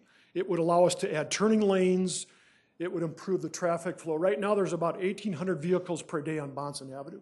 So, I mean, we can accommodate more traffic, but you have the school traffic, you have parents parking, dropping off the kids in the morning, picking them up in the afternoon. So there's an opportunity to work with a developer to really improve that existing alignment. So that's why we put another condition as one of our recommendations. So obviously when it went to the Planning Commission, the applicant was there to testify, and the Browns testified that they were not in favor of any of these conditions. They felt that it was going to impede their ability to market the property. And obviously when they're going to be represented at the second reading, you'll be able to hear more of that from them, of what their concerns are. So the Planning Commission did make a recommendation to approve it, but without the conditions. and it was by a vote with one abstaining or one opposing that. But what I'm going to emphasize to you tonight, and I will do it again at second reading, is that through our discussions with the neighborhood, with the developers, again, we agreed to support this live work even though they didn't have a site plan, which they really typically would need to have, and maybe we should require that. But if we're going to approve this live work without these conditions, I think it really opens up a concern. And the analysis is that if you zone this live work without that condition on the density for multifamily, potentially the entire site could develop as much as 172 apartment units. Worst case scenario. So you also have a letter that was submitted by the Oakview Neighborhood Association, and they're going on record again very strongly that they're in support of the staff recommendation. So here's a situation that we have the neighborhood in support of the rezoning. They're open to looking at live work with all these different types of uses that could happen there, but they don't want it to be all strictly multifamily. And so we'll focus in on that again at second reading when the applicant is here to be represented. So that's the end of my first reading staff report. Michael, thank you. Appreciate that. Folks, this is a first reading, so you don't have the opportunity to engage the council. So I'm going to go to the council. Councilor Erpenbach. Thank you, Mr. Mayor. Thank you, Mr. Cooper. Wow. Thanks for getting this far with it. This is a lot of work. So my question to you, and I think I know the answer because I think I understand the politics of the Planning Commission, but can you talk about why the Planning Commission went against the staff recommendation? It's always an interesting question because you have a lot of variety of citizen perspectives. I think one of the things that looking back, I don't know that we emphasized enough that without the conditions, here's what could happen. Right. I think that's something that we could have done more at the Planning Commission level. But they heard the neighborhood, they heard the applicant, and the Planning Commission historically has been a pretty strong component of property rights. But as we deal with it every day in our department, we're dealing with property rights every day. Again, we're trying to help the applicant at least start out with something that they can begin to market the property. Mm-hmm. What's being recommended tonight and at second reading may not be the final outcome, but it's a starting point. And the live work has some interesting concepts that could be a really positive thing for the neighborhood. But without a site plan, without knowing exactly what's going to happen, again, that's why we're pretty strongly, as you can tell, locked into those conditions. So again, the Planning Commission, one of them felt strongly that the conditions were appropriate, but the others chose not to make that as part of the recommendation. Right, and I guess, from my standpoint, and I've said this before, I learned this from my colleague, Councilor Staggers, years and years ago, that property rights are paramount in the state of South Dakota. This is one of the things that we really live by. But this is a location where they've been years and years and not able to sell it for anything because we haven't been able to come to a compromise. And now the neighborhood and you and all these folks have been involved with finding this compromise. I guess what I'm saying to my colleagues is when we get to that point, I think we put the conditions back on it. But I think this is a great way to compromise on the best use of land. Councilor Neisert. Thank you. Yeah, I mean, the Planning Commission meeting was rather bizarre as I saw an applicant arguing against their rezone, and I saw the neighborhood arguing for it. I've watched Planning Commission meetings for probably a decade. I don't know if I've ever seen that, ever. Yeah, something needs to happen so that these people can move on. I think the neighbors agree with that too. They want to move on, and they should be able to move on. The issue is that without the conditions, we're looking at something far more dense than the original proposal, and we were fighting about that one. If we get to that point, I'm not sure I'm going to be real excited about voting for a rezone to rezone a property when the applicant and the owner is not in support of it. I do not want to kill it. I don't want to put them on another 6-month wait. But, you know, I'll put this to a second reading, but I hope you guys continue to work on it. And if we get there, I would rather just defer it and say, you know, go back to the table and come up with something that we can all agree on. I really, really don't want to kill it, but I just would feel, I don't think it would feel right to rezone something that if the applicant looks me in the eye and says, I don't want this, I'd rather just defer it and leave it as is and we can come back to it. So that's what I have to say. Councilor Giaricani.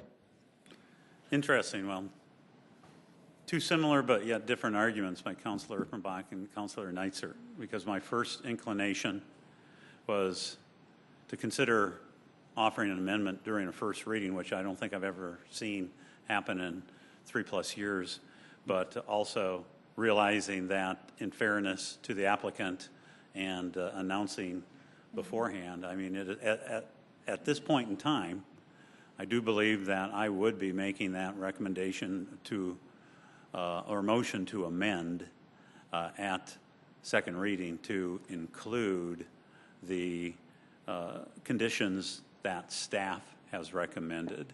I'll have to give further thought to what Councilor Neitzer has stated, but I think with the work with the neighborhood, work with the developer, well, that's some huge gains. And I'm not so sure that the applicant wouldn't be doing themselves a disservice if they didn't agree to the conditions so that this could move forward versus potentially the whole deal going away. So I guess at this point in time, I'm going to say that will be my intention to amend to include staff recommended recommendations.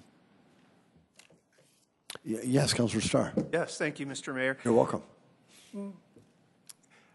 I've kind of set this policy with myself that I would probably support just about every first reading that comes along, getting it to a second reading. I felt really strongly on that of some very controversial issues, some very simple issues. This is one that might have to test that rule with me in the next couple of minutes. I'm not sure that this is a completed application and is ready to be heard by the council. And my only concern is that if we do that, does that put it off for the 6 months before they could come back? I think so. If we don't go along with second reading at this point. So as I see heads nod, I'm going back and forth, but I don't think this is an application that's ready for us to consider and move to second reading. And I say that with a lot of reservation and a kind of a core belief, and this is going to be one that tests it in the next couple minutes, and I still think I'm going to probably vote against moving to second reading. Very good. That's interesting. You know, there is no, do I even have a motion yet? I don't. I'll move to set the I second don't. reading to Tuesday, August 1st. Second, Erpenbach. Very good. There's been a motion to set a date of hearing and second reading for Tuesday, August 1st by Council Vice Chair Erickson, seconded by Councilor Erpenbach.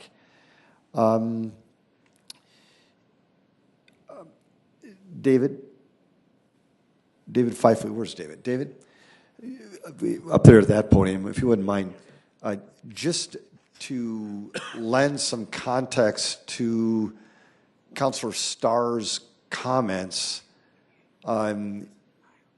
if, and again, you heard what Councilor, I'm going to shut up. You heard what Councilor Starr said. I do think you need to address what Councilor Starr said in some way. The ordinance, going off of memory, Mayor, my apologies, it says if it is denied by the council, then there's a 6-month layoff until they can reapply. If the council would not move it to a second reading, I would deem that, in all practical purposes, a denial of the application, and it would invoke the 6-month rule again. Very good. Thank you. That's my initial. No. Very good. Thank you. Thank you. Good job. And I don't even get a vote on this one. No chance. A roll call vote, please. Council members Kiley? Yes. Neitzer? Yes. Rolfing? Yes. Selberg? Yes. Starr? Yes.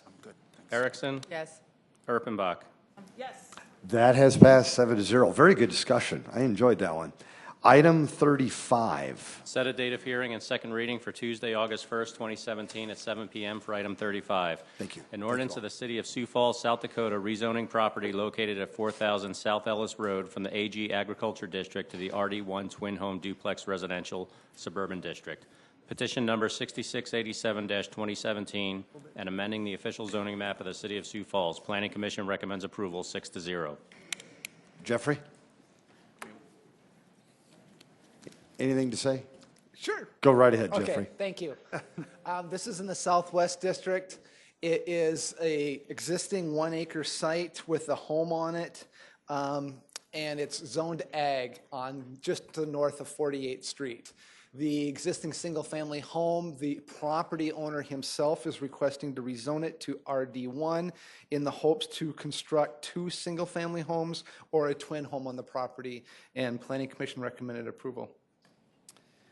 Thank you. Council? Move to set the date to Tuesday, August 1st. Second, Star. There's been a motion to set that date. It has been seconded. A roll call vote, please. Council members Kiley? Yes. Neitzer? Yes. Rolfing? Yes. Selberg? Yes. Starr? Yes. Staley? Yes. Erickson? Yes. Erpenbach? Yes. That has passed 8-0. Item 36. Set a date of hearing and second reading for Tuesday, August 1st, 2017 at 7 p.m. for item 36. An ordinance of the City of Sioux Falls, South Dakota, rezoning property located south of East Madison Street and east of North 6 Mile Road from the AG Agriculture District to the RS Single Family Residential Suburban District. Petition number 6728-2017 and amending the official zoning map of the City of Sioux Falls. Planning Commission recommends approval 6-0. This is in the Northeast District. It is currently zoned ag. It's been annexed in the City of Sioux Falls by a builder developer. It's 106 acres of land just to the north of their existing development, which is Willow Ridge, and north of the Assam Elementary School. With the development of the 106 acres and zoning it to RS, they would like to build approximately 300 single-family homes. Council? Move to set the date to second reading for August 1st. Second, Star. Council Vice Chair Erickson has made that motion to set that date, seconded by Councilor Starr. A roll call vote, please. Council members Kiley? Yes. Neitzer? Yes. Rolfing? Yes. Selberg? Yes. Starr? Yes. Staley? Yes. Erickson? Yes. Erpenbach? Yes. That has passed 8-0. Item 37. Set a date of hearing and second reading for Tuesday, August 1st, 2017 at 7 p.m. for item 37. An ordinance of the City of Sioux Falls, South Dakota, rezoning property located at 1320 South Minnesota Avenue from the RT1 Single Family Residential Traditional District to the C2 Commercial Neighborhood and Streetcar District. Petition number 6747-2017 and amending the official zoning map of the City of Sioux Falls. Planning Commission recommends approval 6-0. This is an existing site east of Minnesota Avenue by the applicant owner. There's an existing office building on the site, and their parking is in this residential zoning district. It's an existing parking lot. So they would like to rezone the parking lot to commercial so that they can continue to expand their commercial building. With that, it's a half an acre site, and it would be then made conforming. They've already continued to talk to the adjacent property owners, and then they also will have to deal with any historic preservation development that they do. Thank you, Jeff. Councilors? Councilor Neisert? Will they have to provide a new buffer yard under what they're doing? Yes, they will, because currently it's an existing parking lot adjacent to single family, but if they build and have commercial next to single family, they'll also have to meet the buffer yard standards of commercial next to single family. So they're going to be very site constrained. Okay, I'll move to set the second reading for Tuesday, August 1st. Second, Erpenbach. Councilor Neisert made that motion to set that date of hearing, seconded by Councilor Erpenbach. Thank you both. A roll call vote, please. Council members Kiley? Yes. Neitzer? Yes. Rolfing? Yes. Selberg? Yes. Starr? Yes. Staley? Yes. Erickson? Yes. Erpenbach? Yes. Council, that has passed 8-0. Item 38. Set a date of hearing and second reading for Tuesday, August 1st, 2017 at 7 p.m. for item 38. An ordinance of the City of Sioux Falls, South Dakota, rezoning property located at 1806 East Mulberry Street from the RD1 Twin Home Duplex Residential Suburban District to the RT1 Single Family Residential Traditional District. Petition number 6832-2017 and amending the official zoning map of the City of Sioux Falls. Planning Commission recommends approval 6-0. Jeffrey? This is in the Northeast District. It's an existing property owner applicants requesting it. You can see everything up there zoned RD1, but there's this one RT1 lot, so we're working with the adjacent property owner, the applicant, to rezone their lot to RT1 so that they have the ability to develop their existing single-family lot to meet these older standards. Currently, it's non-conforming, but with the RT1, they'd be able to put, again, a shed or a garage with a single-family structure. Sure. Thanks, Jeff. Mr. Mayor. Councilor Staley? Say, just applying what we voted on with these increase in fees, then what are they going to be paying to rezone that? Zero. Because it's a residential? Because it's RT1, less than 50 square feet or 50 feet of frontage. So this applicant came in, we worked with her to help her address her issues. She didn't have to pay, we waived the fees, but she posts the signs and she's the applicant to talk to the adjacent neighbors. Okay, thank you. Yep. Move to set the date to August 1st for second reading. Second. Star. Thank you. Councilor Vice Chair Erickson's made that motion to set that date, seconded by Councilor Starr. A roll call vote, please. Council members Kiley? Yes. Neitzer? Yes. Rolfing? Yes. Selberg? Yes. Starr? Yes. Staley? Yes. Erickson? Yes. Erpenbach? Yes. Council, thank you. That is passed 8-0. Item 39. Set a date of hearing and second reading for Tuesday, August 1st, 2017 at 7 p.m. for item 39. An ordinance of the City of Sioux Falls, South Dakota, rezoning property located at 4900 South Cottonwood Place from the RA1 Apartment Residential Low Density District to the O Office District. Petition number 6891-2017 and amending the official zoning map of the City of Sioux Falls. Planning Commission recommends approval 6-0. This is in the Southwest District. This is a really small site. Everything down there pretty much is residential apartments, RA, except across 57th Street. Here's the aerial so you can see it's at Oxbow and 57th Street, and there's this vacant property. The owner is working with the applicant to rezone this corner from apartments to an office to get one office building in there. So the site plan, it would be approximately this way, where they'd put one office building on there with access off of Oxbow, and then, 8 parking spaces. They would also have to put their buffer yard in against office to apartments, but the request is to go from apartments to office, and Planning Commission recommended approval. Thank you, Jeffrey. Councilor Neitzer? Yes, thank you. I think there's some discussion at Planning Commission maybe about drainage. When they do the buffer yard, would there be an opportunity to address, well, that they may be able to do an alternative site plan if they have to? Has drainage been looked at, or are we not even close to that? We're not to that stage yet. When they come in with their building plans, they would have to detain on their site and not make any drainage worse, so that we could never make drainage onto their neighbors. So if they can do the landscaping, great, but if the berms don't work, then they can come in and perform an alternative site plan to address any of that drainage, yes. Okay, thank you. So at that point, when they bring in their site plan, if this one works or not, we'd have drainage engineers look at it. Okay. Councilor Bach. Thank you. I just, I drive by this every day, and it's one of those places that I was so surprised to see a zoning change, and now to know that's what they're going to stick in there. It's a tiny piece site. of land. Goodness gracious.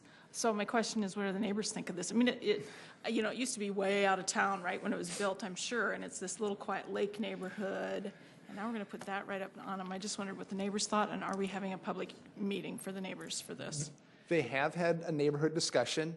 I won't be able to state specifically what the neighbors say but it's already zoned apartments. So when we talk to them, it's not like this is going from 0 to office. They're like, you need to understand it's a really small, this is what we're hearing from neighbors. We want it to remain open, and we'd rather not build anything. Well, the owner's saying, well, I'm going to build apartments there. And they're like, well, we don't want apartments. So generally what Jason's heard from the neighbors is, what kind of office are you going to put there? We're very supportive of office, but what offices? And we're like, we don't know. Right, so some So cute office is okay, it's really low impact. It's 9 to 5 offices. Apartments get to be a little bit more, and they're already apartments, so yeah. it's a small site. It is. It's crazy. And it's just nice that it's a little chunk of green, but okay. Yeah, and then Thank you look at drainage, and you look at some of the traffic off of Oxbow, it can't come off of 57th Street. So those are the things the neighbors have asked us about. It will, I'm sorry, Mr. Mayor.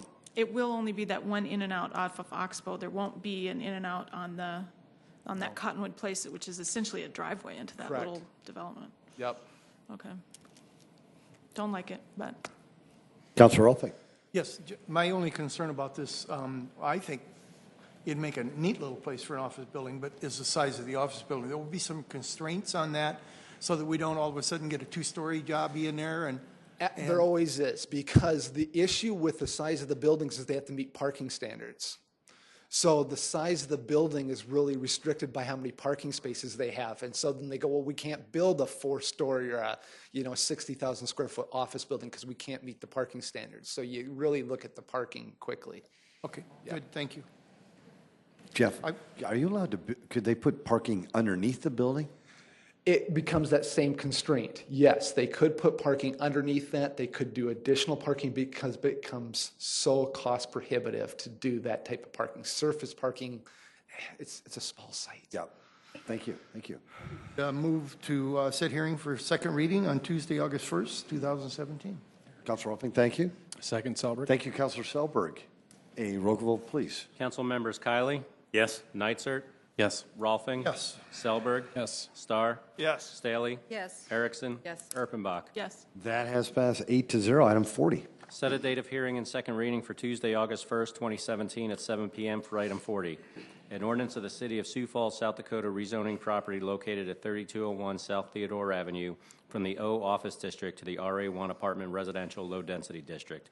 Petition number 6906-2017 and amending the official zoning map of the City of Sioux Falls. Planning Commission recommends approval 6-0. This site is in the southwest. It's 1.8 acres, so a little bit larger site, almost 2 acres. As you can see from the zoning exhibit, it's office with commercial to the south and apartments to the east. They're proposing to rezone from the O office to apartments. The site's currently vacant with mature landscape trees to the north. When the commercial came in, they rezoned it all commercial and an office and planted all the landscaping and put in and graded the site. So that's all existing. The purpose is to construct on this site, this RA1, this apartment building to retain the landscaping berm and then put the parking to the south and then access off of Theodore. And then they have to meet the landscape buffer yard standards. Thanks, Jeff. I'll move to set the second reading for Tuesday, August 1st. Second. Erpenbach. Thank you, Council Vice Chair Erickson's made that motion to set that date of hearing. Seconded by Councilor Erpenbach. Councilor Neitzer. Yeah, if we get that far and assuming it's approved, I would just like to point out that I hope that you can do everything in your power, and I know they've designed the site to retain those trees because there'd be no better buffer than those trees. And there's already a berm there, and I don't know if it meets the requirements, but if you just would help walk them through how to do, if they had to do an alternative site plan, whatever, to preserve those trees. I'd hate to see those trees go away to meet a buffer yard requirement and put a fence in its place. Correct. So just encourage that. And I'm sure you'll do that. So. Councilor Rolfing. Yes, Jeff, can you tell us, go back to the one showing this overhead view, and what's directly east there? What is that, and what's directly south?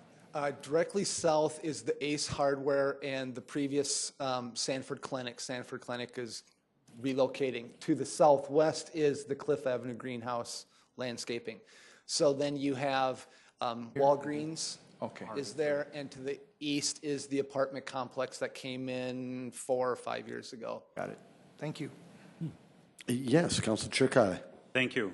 I would like to point out, too, that this is actually a down zoning from what it currently is. It would reduce the good. It would be a great transition, actually, from commercial to the residential that is there now. And so it's a very suitable location. And speaking to the purpose, how the VOA plans to use this, it is just a wonderful program that serves some of the most needy in our community, who are actually good young men and women just not looking for a handout, but just maybe a little leg up, and helps to ensure their success in society as well as in our community. And I'll have to say that hopefully my colleagues have read the information and viewed the information that has been sent out in the last 2 days, because they have a very high success rate with their clientele. Thank you. Councilor Erickson. Thank you. I just want to share a couple other tidbits off of that as well. With talking to the applicant recently, that this is just one piece of what they do. They've outgrown their space that they have now, and there's a very large waiting list. These are children that maybe came out of foster care that want to finish school, and they want to do something better. These are great success stories. They need to be close to jobs, the bus route, to the schools. They need to have that access to what is offered here, and this site makes sense. They've outgrown their current location, and they've been great neighbors with where they're at right now. So I hope that you can all support this. If you have questions, reach out. They have gone above and beyond, sending letters way outside the required realm to making sure they get feedback. Of course, there is a little bit of pushback. They've also agreed to hold another neighborhood meeting above and beyond of what they are required to do. And so they do want to be a good neighbor, and they want to make sure everybody understands what they are not. What they are not is not court ordered. There's so many things that they are not. And so I think it's important that when they come back, they can share their story a little bit and what this really means for our community, because it is a great asset for us to have this service. Councilor Bach. And just add to that, my experience on the Homeless Advisory Board, I've learned, you know, if you look at that homeless count once a year, it's a moment in time. And it usually shows about 18, they call them unaccompanied youth. And they are those folks, as Councilor Erickson said, they've graduated from foster care and they just need to learn how to be productive citizens, right? There's nothing bad about them or wrong about them. But it tends to also be kids who are coming out of homes where they weren't welcome. And they may be sleeping on a couch of their friends, or they may be in a situation that's not safe. And so it's a group of people that, those of us, I'm sorry, I live in a bubble, I know that. I have no concept of what these kids are going through. And to be able to, number one, for us to bring this to the forefront and have a conversation about homeless youth is amazing. But then for them to provide this opportunity for these young people it's a great gift. And I encourage all of us to support this. A roll call vote, please. Council members Kiley? Yes. Neitzer? Yes. Rolfing? Yes. Selberg? Yes. Starr? Yes. Staley? Yes. Erickson? Yes. Erpenbach? Yes. That has passed 8-0. Item 41. Set a date of hearing and second reading for Tuesday, August 1st, 2017 at 7 p.m. for item 41. An ordinance of the City of Sioux Falls, South Dakota, rezoning property located north of West 57th Street and west of I-229 from the LW Live Work District to the O Office and C2 Commercial Neighborhood and Streetcar Districts. Petition number 6912-2017 and amending the official zoning map of the City of Sioux Falls. Planning Commission recommends approval 6-0. This rezoning request is by the owner and applicant. It's on the north side of 57th Street, just down from one of the projects we saw earlier. It's 12 acres of property, and I'm just referring back to what Mr. Cooper said earlier. If you zone it to live work and you're not going to do a mixed use, you might as well just do it the way you're going to develop it. So this applicant came back and said, we're not going to do a mix, we're only going to build office, so they're rezoning it to office. So that's their request. Thanks, Jeff. Move to set the second reading to Tuesday, August 1st. Second, Starr. A motion to set a date of hearing, second reading by Councilor Vice Chair Erickson, seconded by Councilor Starr. A roll call vote, please. Council members Kiley? Yes. Neitzer? Yes. Rolfing? Yes. Selberg? Yes. Starr? Yes. Staley? Yes. Erickson? Yes. Erpenbach? Yes. That has passed 8-0. Item 42. Set a date of hearing and second reading for Tuesday, August 1st, 2017 at 7 p.m. for item 42.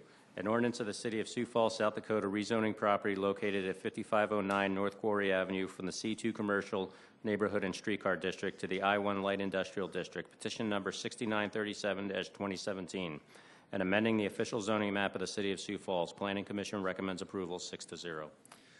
This is a 1-acre site north of the interstate on North Cliff Avenue. I wanted to make sure North Cliff, it's north of the interstate. It's currently C2. It's a vacant property, and everything to the east is zoned industrial, I-1, and the applicant would like to continue an industrial development there, like everything to the east. This is proposed at this point to open his own contractor shop and for a heating and cooling business. Thanks, Jeff.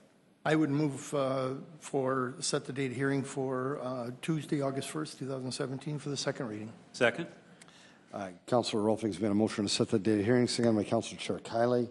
A roll call vote, please. Council members Kiley? Yes. Neitzer? Yes. Rolfing? Yes. Selberg? Yes. Starr? Yes. Staley? Yes. Erickson? Yes. Erpenbach? Yes. That has passed 8-0. Item 43. Set a date of hearing and second reading for Tuesday, August 1st, 2017 at 7 p.m. for item 43.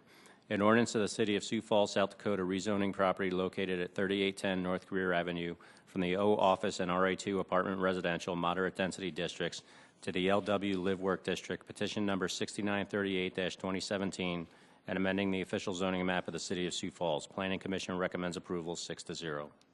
This is in the northwest part of town. It's a 2.3 acre site, and this is the opposite idea. This is zoned office and apartments, and they actually want to do live work because they are proposing to do mixed use.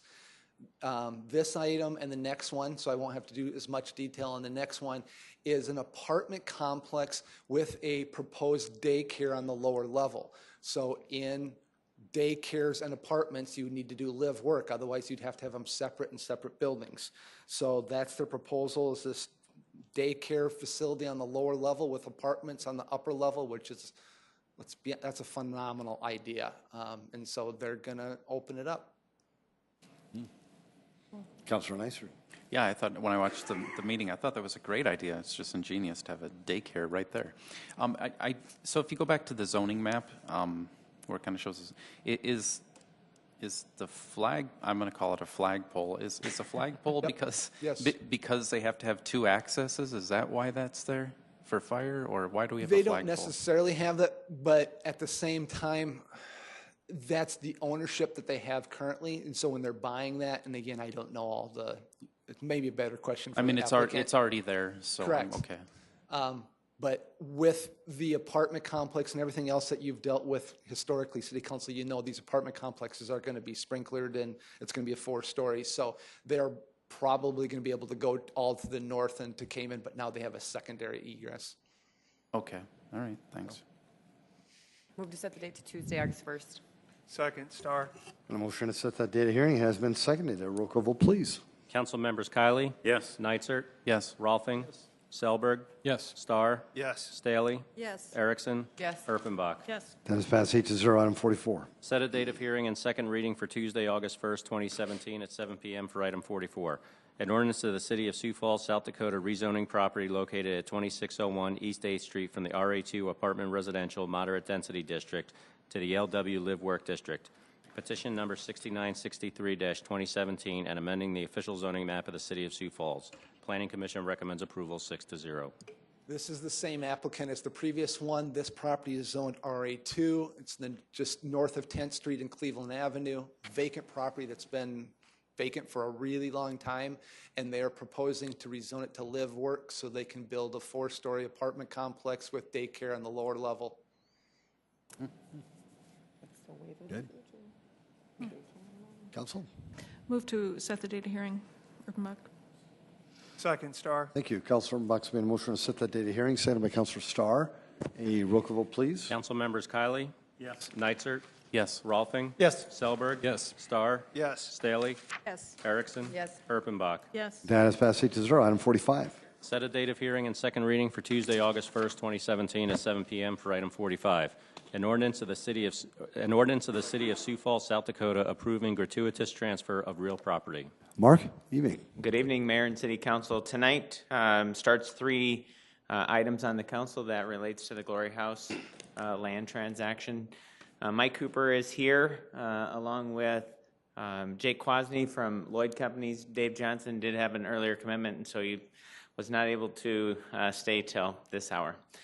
We've got a short presentation that really kind of frames up all 3 of the actions tonight. And so let's get started. I'll take about the first half. I do want to start out by saying we've had really good discussions with the Lloyd team and the Glory House team, and ultimately the result that we've reached allows for the Glory House team to have the necessary land that they need to expand. It also provides for about half of the parcel of the Ice and Rec Center to be sold at auction or sealed bid. All right, so to start out with, here's the picture. This is the Ice and Rec Center. Those two parcels described as Track 3 and Lot 3 of Block 2, that is the subject property that we're focused on. Glory House is immediately to your left on the screen. This first slide really just frames up that first paragraph of the action that this City Council took on January 1 of 2017 that really stated that subject property, either all or a portion of, would be donated to Glory House for public, charitable, or humanitarian purposes and accommodation.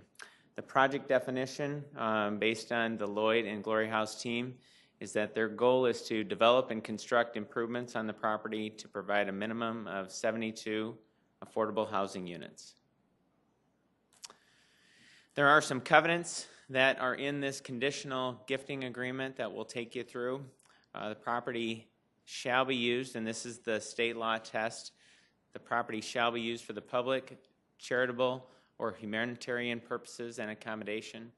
Property will be held by a nonprofit corporation. Glory House shall commence construction within 36 months of the conveyance of the property of Phase 1. They've got a multi-phased approach. Glory House will explain the terms and conditions of this agreement prior to transfer of ownership if they should elect to do so. And Glory House shall comply to the development schedule, completing and constructing at least 72 units, which would be all phases within 10 years of conveyance. All right, now Mike Cooper will take you through how the plat looks for these three parcels and what the phased approach looks like. Mike? Thank you. So we've worked with Glory House, we've worked with our internal staff teams to come up with a way of dividing this property that would allow three things to happen. One of the parcels could be gifted to Glory House, one could be sold to Glory House, and one could be made available to the open market for future industrial commercial development. So this shows you that the way the property is being split up, that the amount of land being gifted is just under 1 acre, which is the farthest parcel to the west on the blue. In the middle is that narrow strip, which is just over 0.2 acres of land, and that would be the portion that we would sell to Glory House. And then the portion that the city would retain is just over 1.2 acres directly on the east side of the Ice and Recreation Center development. Glory House, working with Lloyd companies, have submitted a concept plan that shows future phases that this would be built out. And we've been working with them on how to maximize their site and minimize what they would need for their future expansion. Looking at the setbacks for the property lines, the reduction of parking that we could utilize because of the type of use that this will include, and maximizing what they currently have on their existing campus. So this shows that initial build would be a 24-unit structure up to 4 stories, and then it has room for 3 additional 24-unit additions along with the community building. And then again, the remaining portion of the Ice and Rec Center would be made available for other private redevelopment. Some of the additional information that we put together with the support of Danny Brown with the Attorney's Office as far as conditions on conveyance. Prior to conveyance of the property, Glory House will present the following documentation: a statement of sources and uses detailing both hard and soft costs that are associated with the first phase of their construction, evidence that Glory House has firm commitments for debt and equity funding to move ahead with phase 1, and notice of its intent to commence construction upon receipt of written approval from the city on the above conditions. And then prior to conveyance of the property, the city will do the following. We will agree to remove the existing building within 120 days of notice by Glory House of their intent to commence with phase 1 of construction. We will also initiate rezoning of the property from industrial to institutional. And with your approval at second reading, we would propose to take that to the September Planning Commission meeting. We would support a variance request to the side yard setback, which, again, looking at their existing campus and their future campus, that will not be a problem. And then also the reduction in parking based on the land use. So this kind of summarizes actually the 2 items that are on your agenda tonight for first reading. That Lot 3A, going back to the one in blue, which is on the west side, that Lot 3A has an estimated value based on our appraisal of $265,430. And that's based on the appraisal that came in at $6.18 per square foot, and the size of the parcel is just under 1 acre.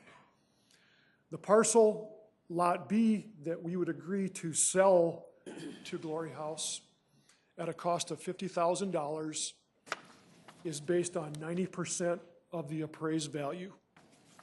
So it came in, again, just below 9,000 square feet to match up with that dollar amount that they have agreed to fund for the purchase. The estimated value of phase 1 from Lloyd Companies is between 1.7 and 2 million.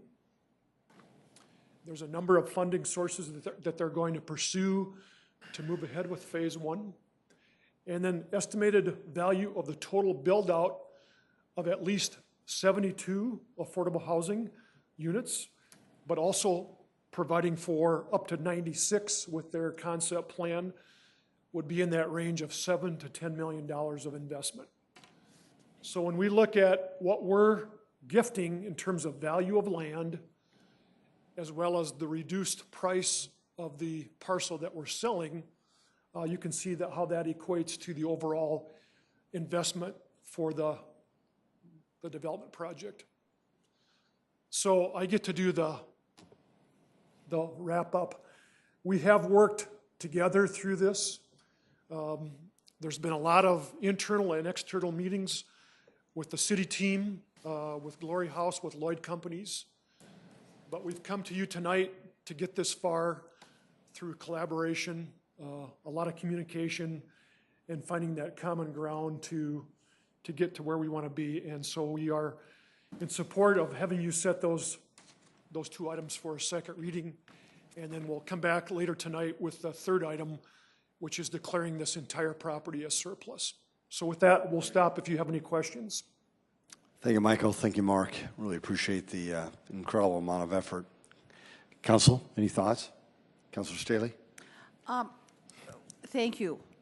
I just want to say I so appreciate the mayor's role in this, everybody coming together, but I also want to harken back to Councilor Pat Starr, who kind of was the instigator of this whole effort. So it's I know the community was really behind this. Question about the timeline. What are we thinking when is this conveyance thing going to be happening? Well, this agreement sets up the conditions for the gratuitous gift. It really will depend on when they're able to identify those conditions, Michael. I mean, are we talking which is, 10 years, no. 2 months? So one of the things that the Lloyd team offers to Glory House is they're working collaboratively to fund that first phase, which is going to be when they are able to provide us that statement of sources and uses that detail out not only the hard and soft costs, but how they're actually going to fund it. Right. Then they can, which what they've told us, that whole process with different grant cycles can take up to a year and a half. And then they would, the condition is then they would provide the city notice that they have these two documents. They'll be reviewed. And then once they're ready to actually commence construction, then we'll mobilize and remove the building. And then really after that, we'll close on the property for not only the gift, but also that purchase, and then they can begin.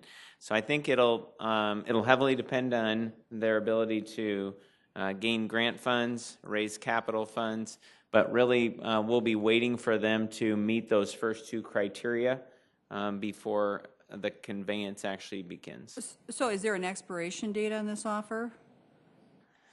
I mean, so I'm going to just, in basic terms, I'm going to think of it as fundraising, right? They're gathering the capital to make this happen. That's right. Okay, so how long do they have to do that part of it? I mean, could they take 2 years, 3 years, 6 months, or is that? Well, at this point in time, the city would still retain the land, and so that was the condition, that we would not convey it to them until they're actually ready to actually start construction. And so, I think we've entrusted in them that they are intent on raising those funds. We believe that they're probably going to satisfy those requirements within 2 years. But I do think that maybe at second reading, we could ask Jake Kwasny and Dave Johnson from Glory House to maybe provide you an update on where they're at with that. But I would say at this point, this document does not have a sunset on it, if you will. So, okay, and then just looking at the, there's no page number on here. We're talking about the estimated value of the gift, that slide. Yes. At the bottom, estimated value of completed project, including the 72 affordable housing units. The $7 to $10 million, how much of that then would they have to be, are you working the property value into that? Or are you saying that they're going to have to raise $7 to $10 million? For their total project, they expect that the value of their project would be $7 to $10 million, based on how many units they can actually fit on that site. Because the project definition for the agreement is 72 units. They believe that they can actually achieve higher than that. And so that was one of the factors of the range. The other factor of the range is that the fact that they're not ready to actually go to construction today. There's just a number of factors that can drive some of those escalations in price. So if the public was to say to me, how much does the Glory House have to raise? We're talking about $7 to $10 million. That's the number. Okay. That's right. Thank you. Councilor Neisert. Thank you. 4 quick things. First of all, would this $7 to $10 million valuation, would that be exempt from the property tax rolls, being nonprofit, or? I don't know. We'll answer that at second reading. Okay. Just to make sure we're giving you the correct information. And then thank you. Parcel 3C, has it been firmly determined that you're going to auction it, or might the city hold it and see what transpires? I mean, that doesn't look like it's required to get this deal done. Has there been a decision made? Councilor, there hasn't been. There is a couple of different common methods on how we surplus and sell property. I would expect that once the property, just my opinion, and it's certainly a direction for the council, once the building actually comes down, once the Glory House team provides us notice that they met the 2 conditions on sources and uses, and they've lined up their funding, and they've provided us notice, then we have the trigger of 120 days to raise the building. I would expect at that time that the city would move forward and sell that piece of property, but that would be a decision at that point in time. Sure, and I could see both ways. You could sit and hold bare ground, and for whatever reason as well. I mean, that's right. I don't necessarily have an opinion either way, I guess. Mm-hmm. And then for the variance, is that to put the building a little closer to the side yard? Is that what's going on to the existing Glory House property, or? Yes, because it'll be the same property owner. That's why we said that we would support working with them on a alternative site plan.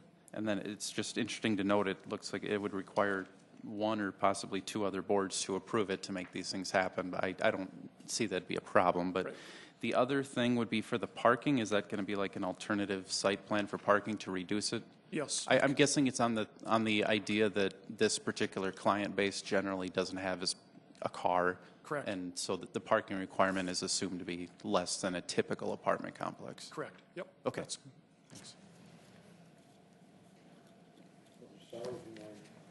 Councilor Starr, would you mind setting that date of hearing and second reading for this particular item? I would proudly set a date of hearing and second reading for August 1st. I bet you would. Good job. Second, Selbert. Second by Councilor Urbanbach. Is there any more discussion? A roll call vote, please. Council members Kylie? Yes. Neitzer? Yes. Rolfing? Yes. Selberg? Yes. Starr? Yes. Staley? Yes. Erickson? Erpenbach? Yes. Thank you. This passes 8-0. Item 46. Set a date of hearing and second reading for Tuesday, August 1st, 2017 at 7 p.m. for item 46. An ordinance of the City of Sioux Falls, South Dakota approving an offer to purchase real property from the City of Sioux Falls. Mark?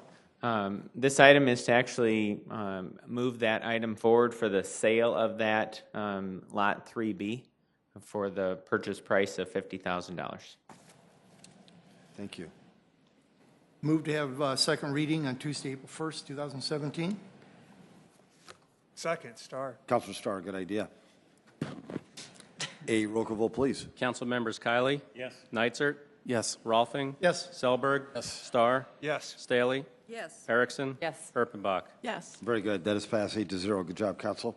Item 47. A resolution declaring certain real property of the city surplus. Mayor and City Council, this is the third item that's involved with the Glory House Ice and Rec Center property. This item will declare the entire parcel, not only the area to gift and sell to Glory House, but also the red area that the city will at least initially retain and at some point in time sell. This item actually deems all three of those tracts surplus and then affords the council the ability to move forward with all three of these actions. Mark, thank you. Is there anybody in the audience who wanted to speak to this particular resolution? Very good. Council? I would move to approve the resolution declaring the certain real property of the city surplus. Second. Councilor Starr, thank you very much. Councilor Rolfing, thank you for the second. Any discussion? A roll call vote, please. Council members Kylie? Yes. Neitzer? Yes. Rolfing? Yes. Selberg? Yes. Starr? Yes. Staley? Yes. Erickson? Yes. Erpenbach? Yes. Thank you. That is passed 8-0. Mike, Mark, thank you for your efforts. Item 48. A resolution of the City of Sioux Falls approving the preliminary plan of Avera McKinnon South Addition. Planning Commission recommends approval 8-0.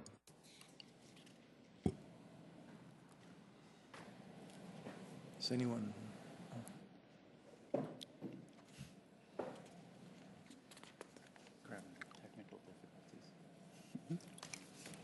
Thanks, Jeff.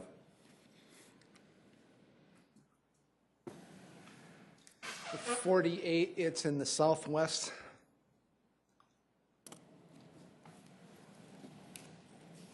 Part of town.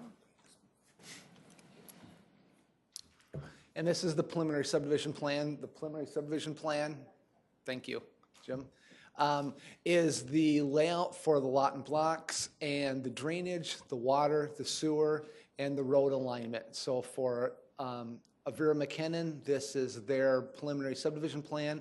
At this point, they can continue to move forward and do a development engineering plans, which is the internal aspect prior to platting and actually constructing their plans and moving forward with building construction.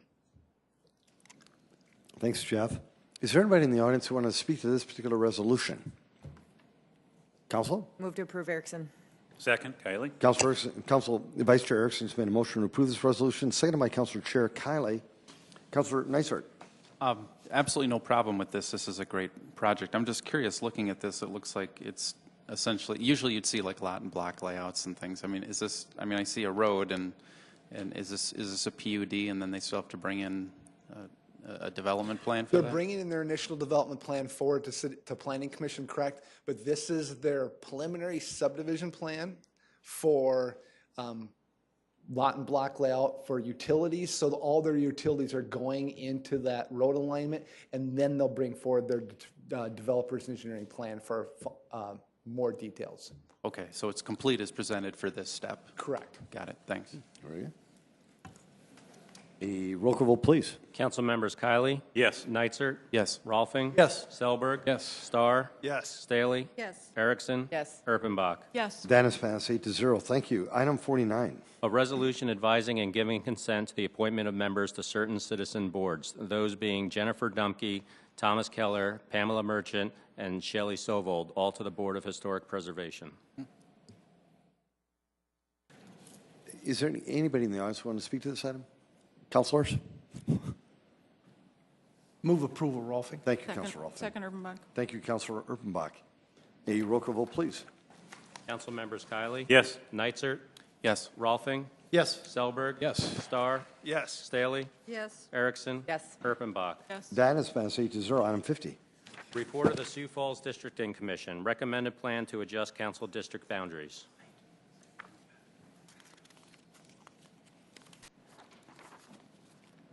Mr. Mayor and members of the council, my name is James Fry. It has been my privilege to serve as the chair of your districting commission. With me on the commission, we have two members who are present in the room, Jeff Eccles and Mark Nudge, who are here as well. We have two other members, Deb Ellison and Jason Ruwenga, and the five of us held 4 meetings, including 2 public hearings. We have been able to craft a plan that is in compliance, we believe, with all the legal requirements that you need to meet in order to have a proper distribution of people within the districts that you have created. And that the details on that plan will be the job of Jeff Schmidt to present to you, so you do have that information. I would again like to thank you for being able to serve in this capacity, and as you might expect, I have a great appreciation for good staff performance, and I would like to commend Tom Greco and Jeff Schmidt for the work that they did in keeping us on track and giving us good information and helping us to craft a final plan for your consideration. So thank you very much, and I'll turn it over to Jeff, who has some data for you and some pictures, and we'll go from there. James, thanks for your service. Appreciate it. And your sacrifice. Jeff and Mark, thank you for being here tonight. Jeffrey? Yeah, again, thank you for our chairman and all of our commissioners that served on this. This is the presentation that we gave for our public hearing. We had one on a Thursday night and one for a Saturday afternoon. So these are the steps that we ran through. We were able to bring forward the boundaries and 5 different alternatives that met the requirements of the charter, and option F was the recommended one. It limited the number of precincts that we had to move, and did basically still continue to meet the charter's requirements. At the same time, we still have to be able to bring this plan forward to City Council to make this recommendation for you to be able to review. As Mr. Fry mentioned, the majority of the information that we really had to address was brought forward to these 4 public meetings that we had here in the commission chambers with these commission members, and it was based upon the large population increase that we've had since 2011. The charter requirements are these 5 things that the districts basically have to have equal representation.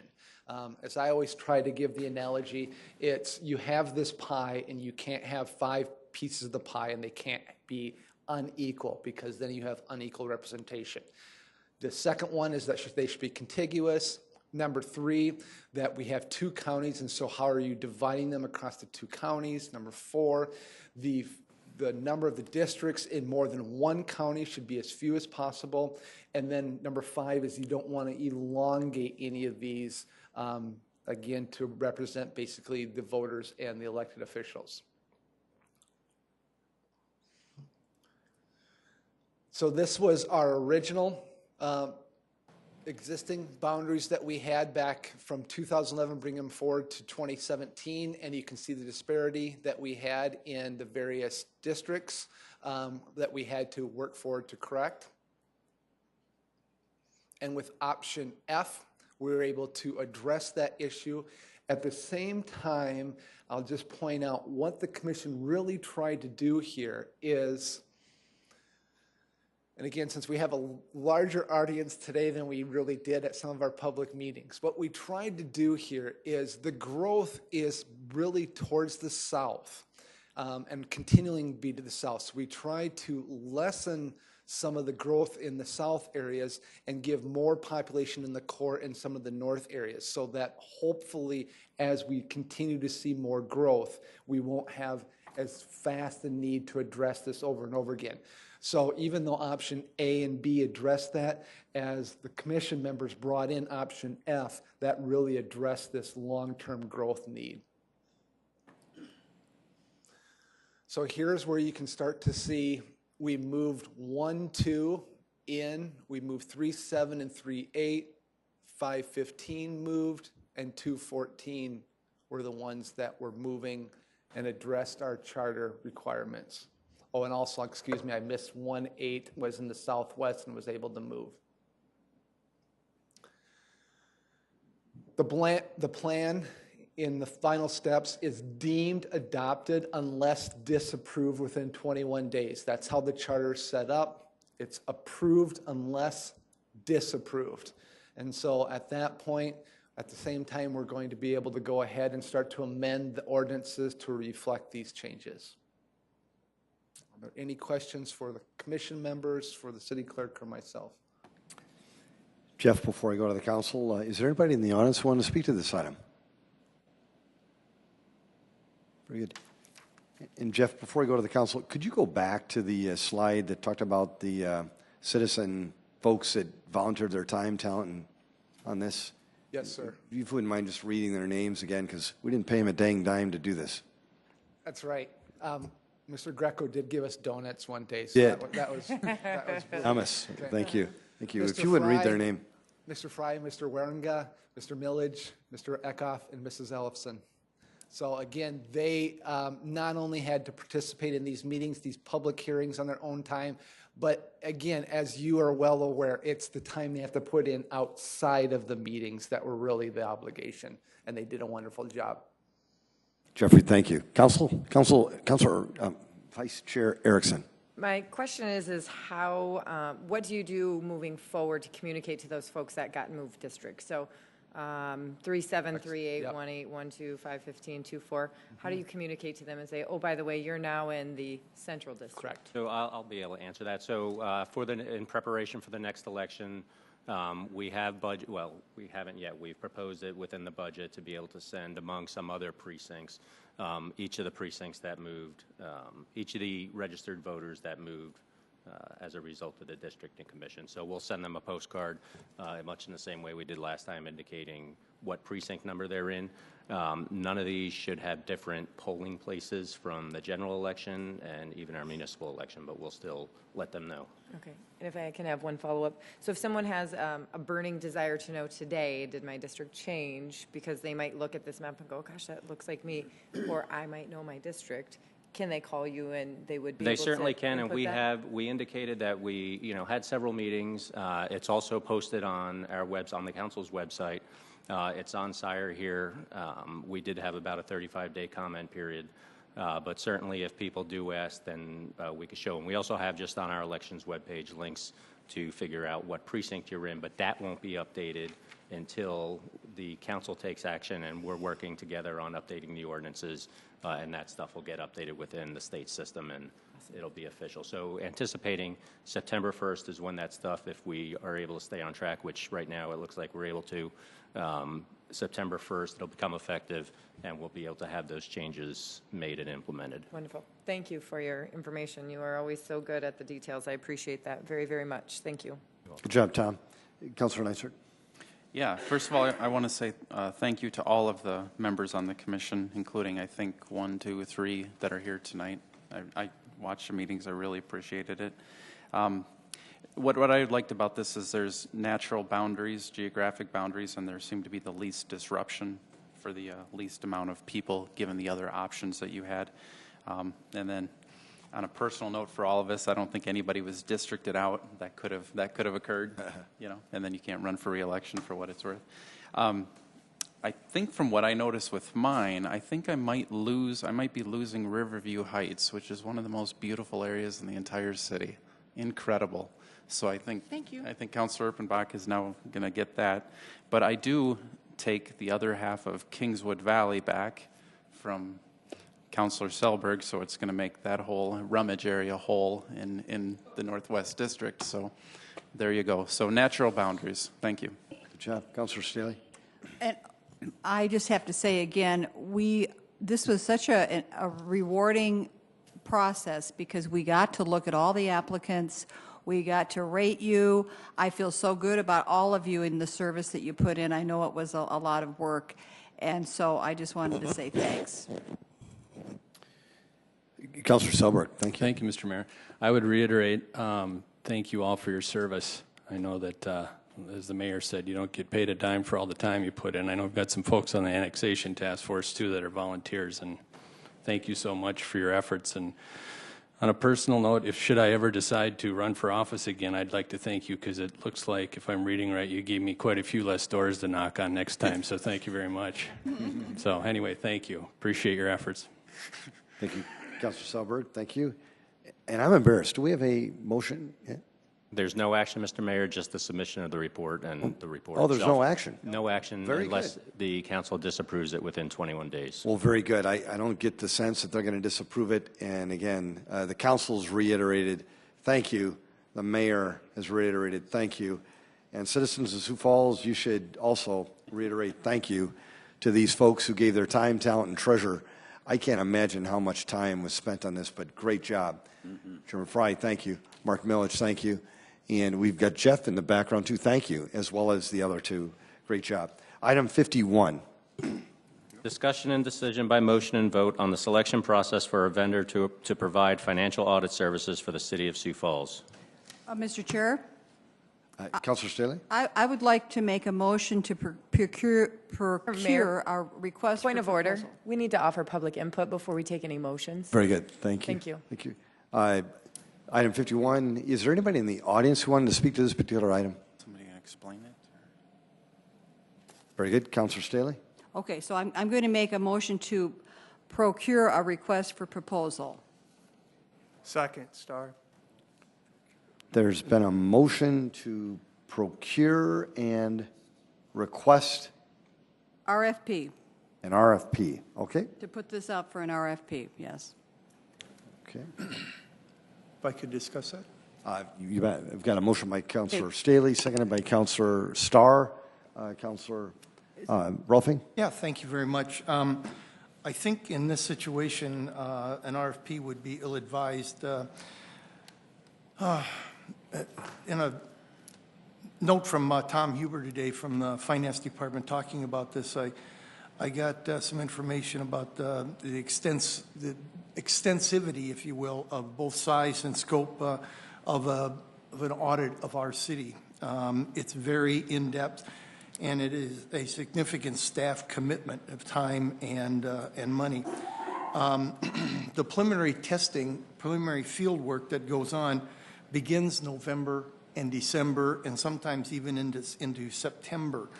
The primary field work would come next year, early next year, and with the audit statement being done in March. But as I said, some of the planning process is September. This is going to require an additional time for our staff to help familiarize somebody that might be new to the audit team with the city software, et cetera, et cetera. It is almost impractical to get our audit. What I'm telling you is it's almost impractical to get our city's required audit for 2017 completed if we have to do an RFP, and it would probably, if we had to do that, would probably cost us significantly more money. If we certainly we could accommodate that by pushing the planning process back. However, even with that delay, it would be very difficult to complete the process, the RFP process, with a new contract. So with that in mind, and knowing that the reason this is happening is because of the turnover in management of our internal audit situation, which happened in the month of January, early February, and it took a while to find a new manager. We got that going, and then we had some other personnel issues, and so it was just a situation where there was not time to get that going. So I would urge a no vote on this one and a vote that we could procure and solicit from Bailey and Company our audit for 2017, 18, 19, a 3-year contract. And I would like to offer that as a substitute motion. Second.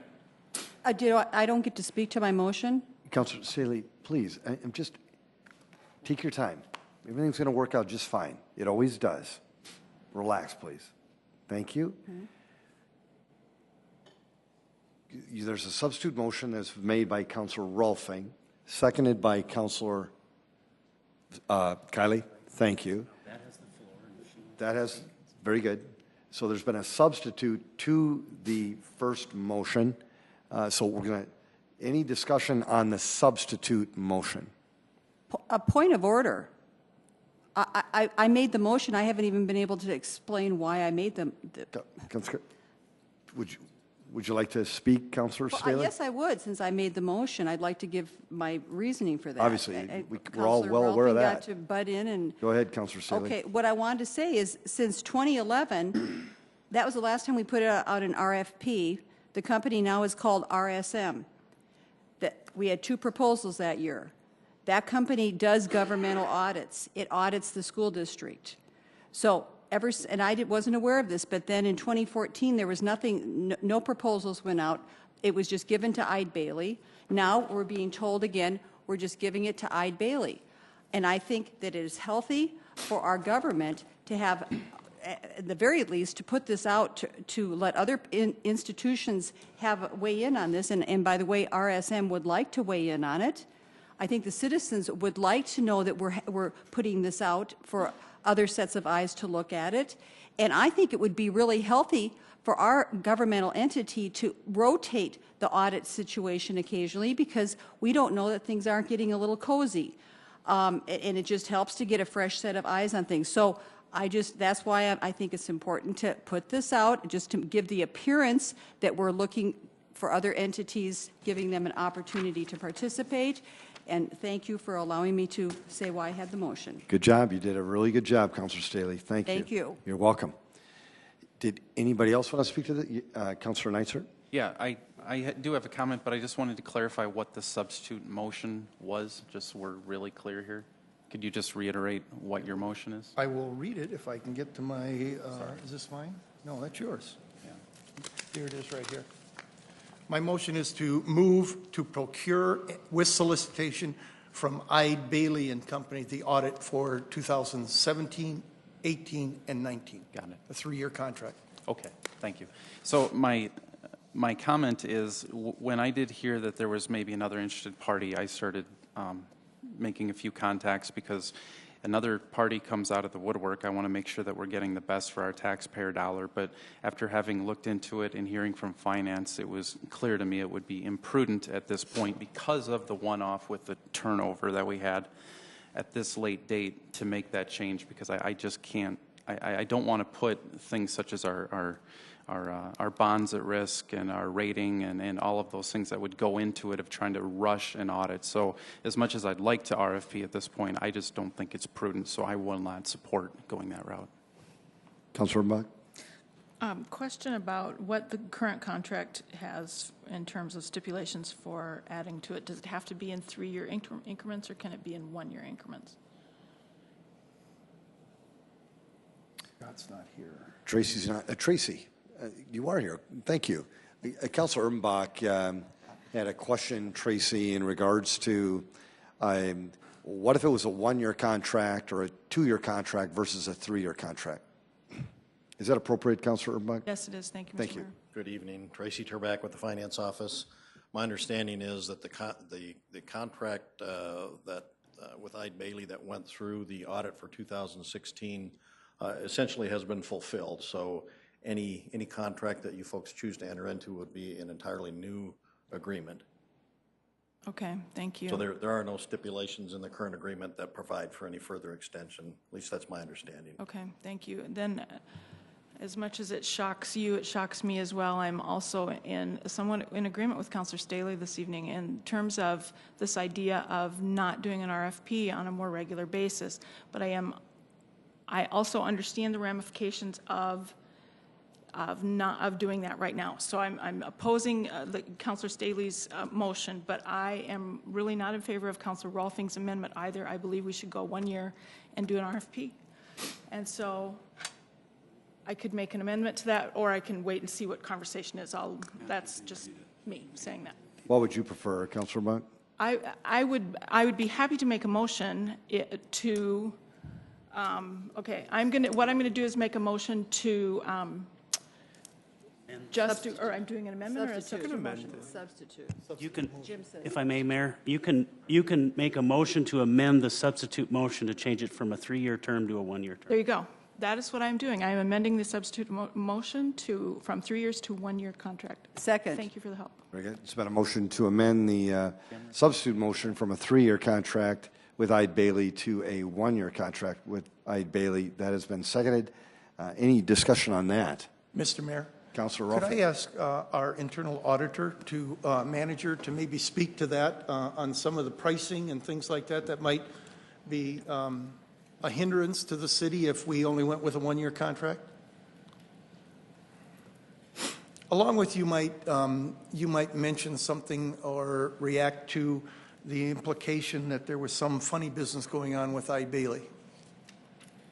Kim Schroeder, Internal Audit Manager. I would like to say that typically we have done a 3-year contract with our external audit firm in order to keep pricing down. As with any contract that you enter into, it's a two-way agreement. They keep our prices down. We guarantee them 3 years of work. I don't know how we can expect them to commit a significant staffing level to our work, possibly foregoing other clients or potential clients without guaranteeing them some type of term on the contract. I think any firm that would submit a proposal for engagement would expect the same. You had another, sorry. The other one about, kind of a fresh set of eyes and the implication that, if we don't do an RFP, there may be some collaboration or something like that that would go on. Okay. From my knowledge and in speaking with the partners at Eide Bailey, they do actually do what they call an engagement quality review. So the partner that comes to present the audit, Brian Stavanger, and then the local partner, Keith Severson, are not the only set of eyes on the city's audit. In the last 5 years that they've done our audit and had this engagement quality review process in place, 10 different sets of eyes have reviewed our audit from a technical perspective to make sure it's accurate. That's partners, managers, in charges, all levels within their firm. Thank you. Thank you, Kim. Councilor Starr. Thank you, Mr. Mayor. I'm good, at least. I want to speak to the amendment. If we're uncomfortable doing 1 year, then we're back to the same thing, that maybe we do need to do an RFP. And if the RFP comes in too high or too different, or they can't meet the timelines, it's still professional services that we're dealing with, that we get to still make that decision, but we still get a chance to take a look at it. I'm still going to support the 1-year contract, but when we get back to the substitute motion, I'll probably address it then. Councilor Neisert. To the internal auditor, do you have any hard numbers as to what a 1-year versus a 3-year contract would look like, so we know what we're committing or not committing to, possibly? I do not at this time. That's something we would actually have to request from a firm who's submitting an engagement proposal. Kim, to Councilor Neisert's question, do you have an idea what the last contract was, or the last fee that we paid with the City of Sioux Falls? It was a 3-year contract? I believe 2016 was just under 60,000. 60,000? Accurate. Right in that range for our financial statement audit, along with our federal audit of our government funds. Tracy, sorry to put you on the spot, but any thoughts on whether there would be a potential discount or difference between a 1, 2, or 3-year contract? And again, I know you're only giving your, I'm going to say, opinion or best guess. It's going to be a lot more expensive. Sorry to do this to you. Especially if we go to an RFP, because then Mayor, the honest answer is I really don't know. Sure. I think that intuitively it certainly would make sense, I think, on the surface that a firm that's getting a longer contract is going to price more aggressively, but I can't really say that definitively in this particular instance. Very good. So. Thank you very much. Councilor Staley? Well, and let me say, I mean, we're talking about budget accounting here. You know, I go have my taxes done. I'm not going to the cheapest place. I'm going to a place that has a great reputation. So I'm paying more. I think our citizens are going to say, you know, if we're talking a few thousand more to get a really stable, in-depth audit, I think they're going to go for that. But what is problematic to me is I'm looking back from Kim Schroeder's own numbers, and in 2011, she showed, that was the last time this was done, we had 2 companies giving us a proposal. We saw the numbers that they were offering.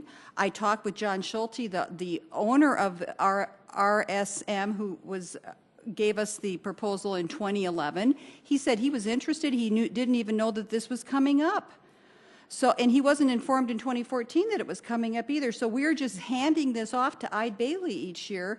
I don't like doing business that way. And I understand there's some people who are really behind this company. I'm not saying there's anything wrong with them, but I just think... You said twice theirs.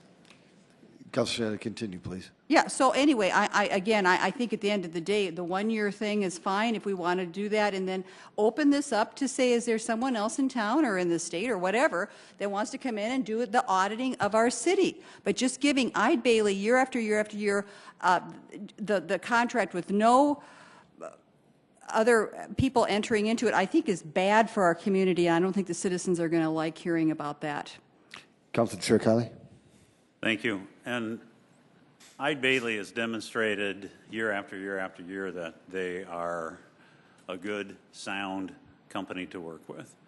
And to insinuate, as it was done earlier, that there's something cozy going on here, I think is a disservice to this council as well as to who we have contracted out with for a number of years.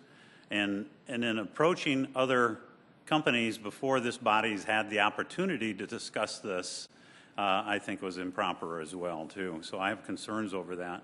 I also have concerns over tying the hands of our internal auditor to solicit a good proposal for the city from Eide Bailey by restricting it to any number of years.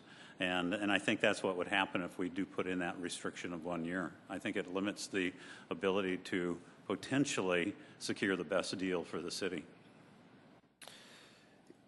Councilor Rolfing, very good. I just want to make sure we keep this limited to the conversation about do we adjust it from a 3-year to a 1 year? Councilor Rolfing? Okay. One of the things that's been going on about is the RFP. I don't know if any of you know this, but you know who asked for the RFP in 2011? I did. Good. I'm the one that insisted on that because we hadn't done it for a while. When we got that to take care of any notions that are out there about we just sent the RFP to Eide Bailey and that was the only one. No, we sent it to 7 different firms at that time. I'm going to read them off. East Vanderwelde Grant and Company. We sent it to the South Dakota CPA Society. KPMG LLP out of Omaha. RSM McGladry in Sioux Falls. Eide Bailey, Grant Thompson or Thornton in Minneapolis. The Minneapolis CPA Society. Williams and Company, PC in Sioux City. And Bland and Associates in Omaha. These were the firms that were large enough to be able to handle this. They were the firms that we looked at. I believe we got 2 back, and because of the same reasons we're talking about now, because Eide Bailey had the system down and had this kind of thing, their bid was substantially lower than the one other firm out of these 7 or multiple firms with the CPA societies that would have come in. And so I just want to assure everybody that I'm not opposed to RFPs, but we're kind of caught here a little bit, and to say anything that would do anything to impede the integrity of Eide Bailey, I take exception with, because they've done excellent work for us. They've done it above board, and we couldn't find a better firm, in my opinion. Council, very good job. Okay. I'm just going to ask for your consideration. Councilors, very, very good discussion on the topic as a whole, defending the integrity of our current vendor and things like that. Very, very good. But I am going to ask, let's take a vote on whether we consider the amendment to move it from a 3-year potential contract or potential agreement with the current vendor, Eide Bailey, to a 1-year contract. With your consideration, let's take that vote, and then we'll move to the next topic, if you don't mind. If Council Chair Kiley, is that okay? I think that would be fine. Okay, thank you. So we're going to now have you good folks vote on whether you believe the amendment is proposed, moving from a 3-year proposed contract to a 1-year.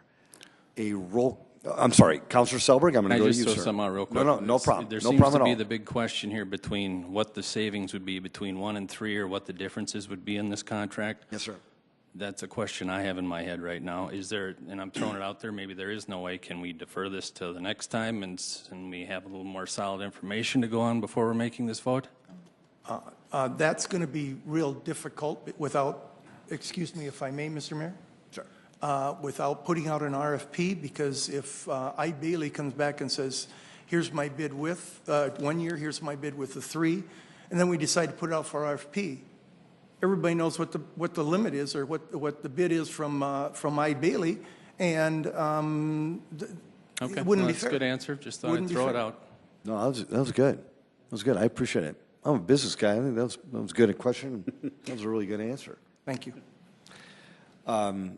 Council Chair Kiley? Very quickly, and I'd just like to say again, this body unanimously selected our internal auditor.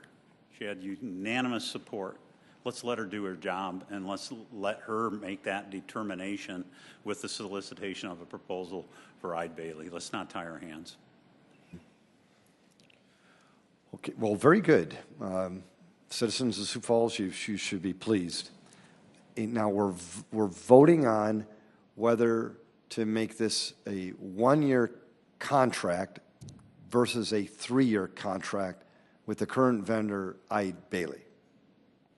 A roll call vote, please. Council members Kiley? No. Nitzert? No. Rolfing? No. Selberg? No. Starr? Yes. Staley? Yes. Erickson? No. Erpenbach? Yes. That has failed 3-5.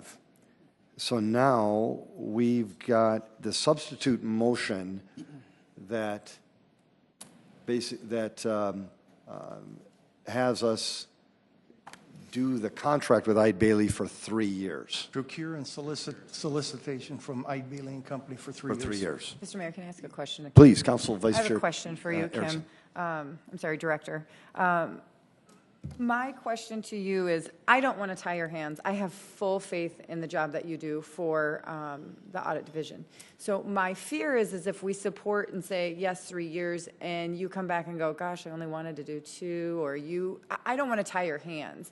And so I'm wondering if a substitute motion needs to be made again that simply just says that procure financial audit services for the City of Sioux Falls City with solicitation of a proposal from Eide Bailey. That way, if she gets into it, she wants to do it for 1 year, she can do it for 1 year. If she wants to do it for 2, she can do it for 2 or 3. But we could even add a maximum of 3 years, so it's no longer than 3 years, and we can revisit it again. But I certainly don't want to tie her hands with any of that. So I'm going to go ahead and make a substitute amendment to the... An amendment to the substitute motion. Okay, You can do make one amendment at a time to a substitute motion. Okay, I will make an amendment to the substitute motion that reads this. Motion to procure financial audit services for the city with solicitation of a proposal from Eide Bailey not to exceed 3 years.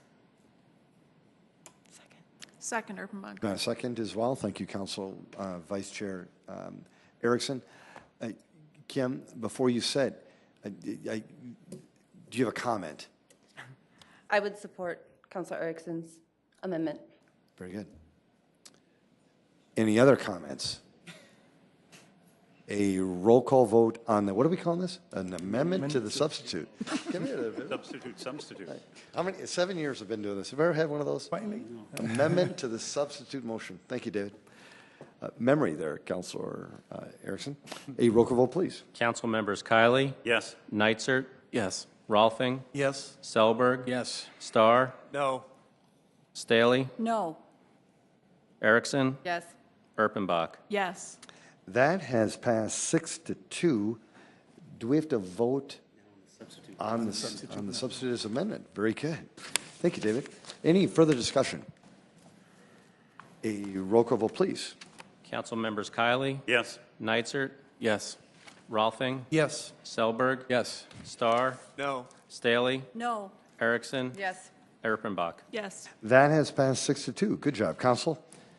We're done, right, David? Yes, thank you. Very, very good. There's been a motion to adjourn. It has been seconded. All those in favor say aye. Aye. Opposed? This means adjourned, Sioux Falls. Great job. Make it a great night.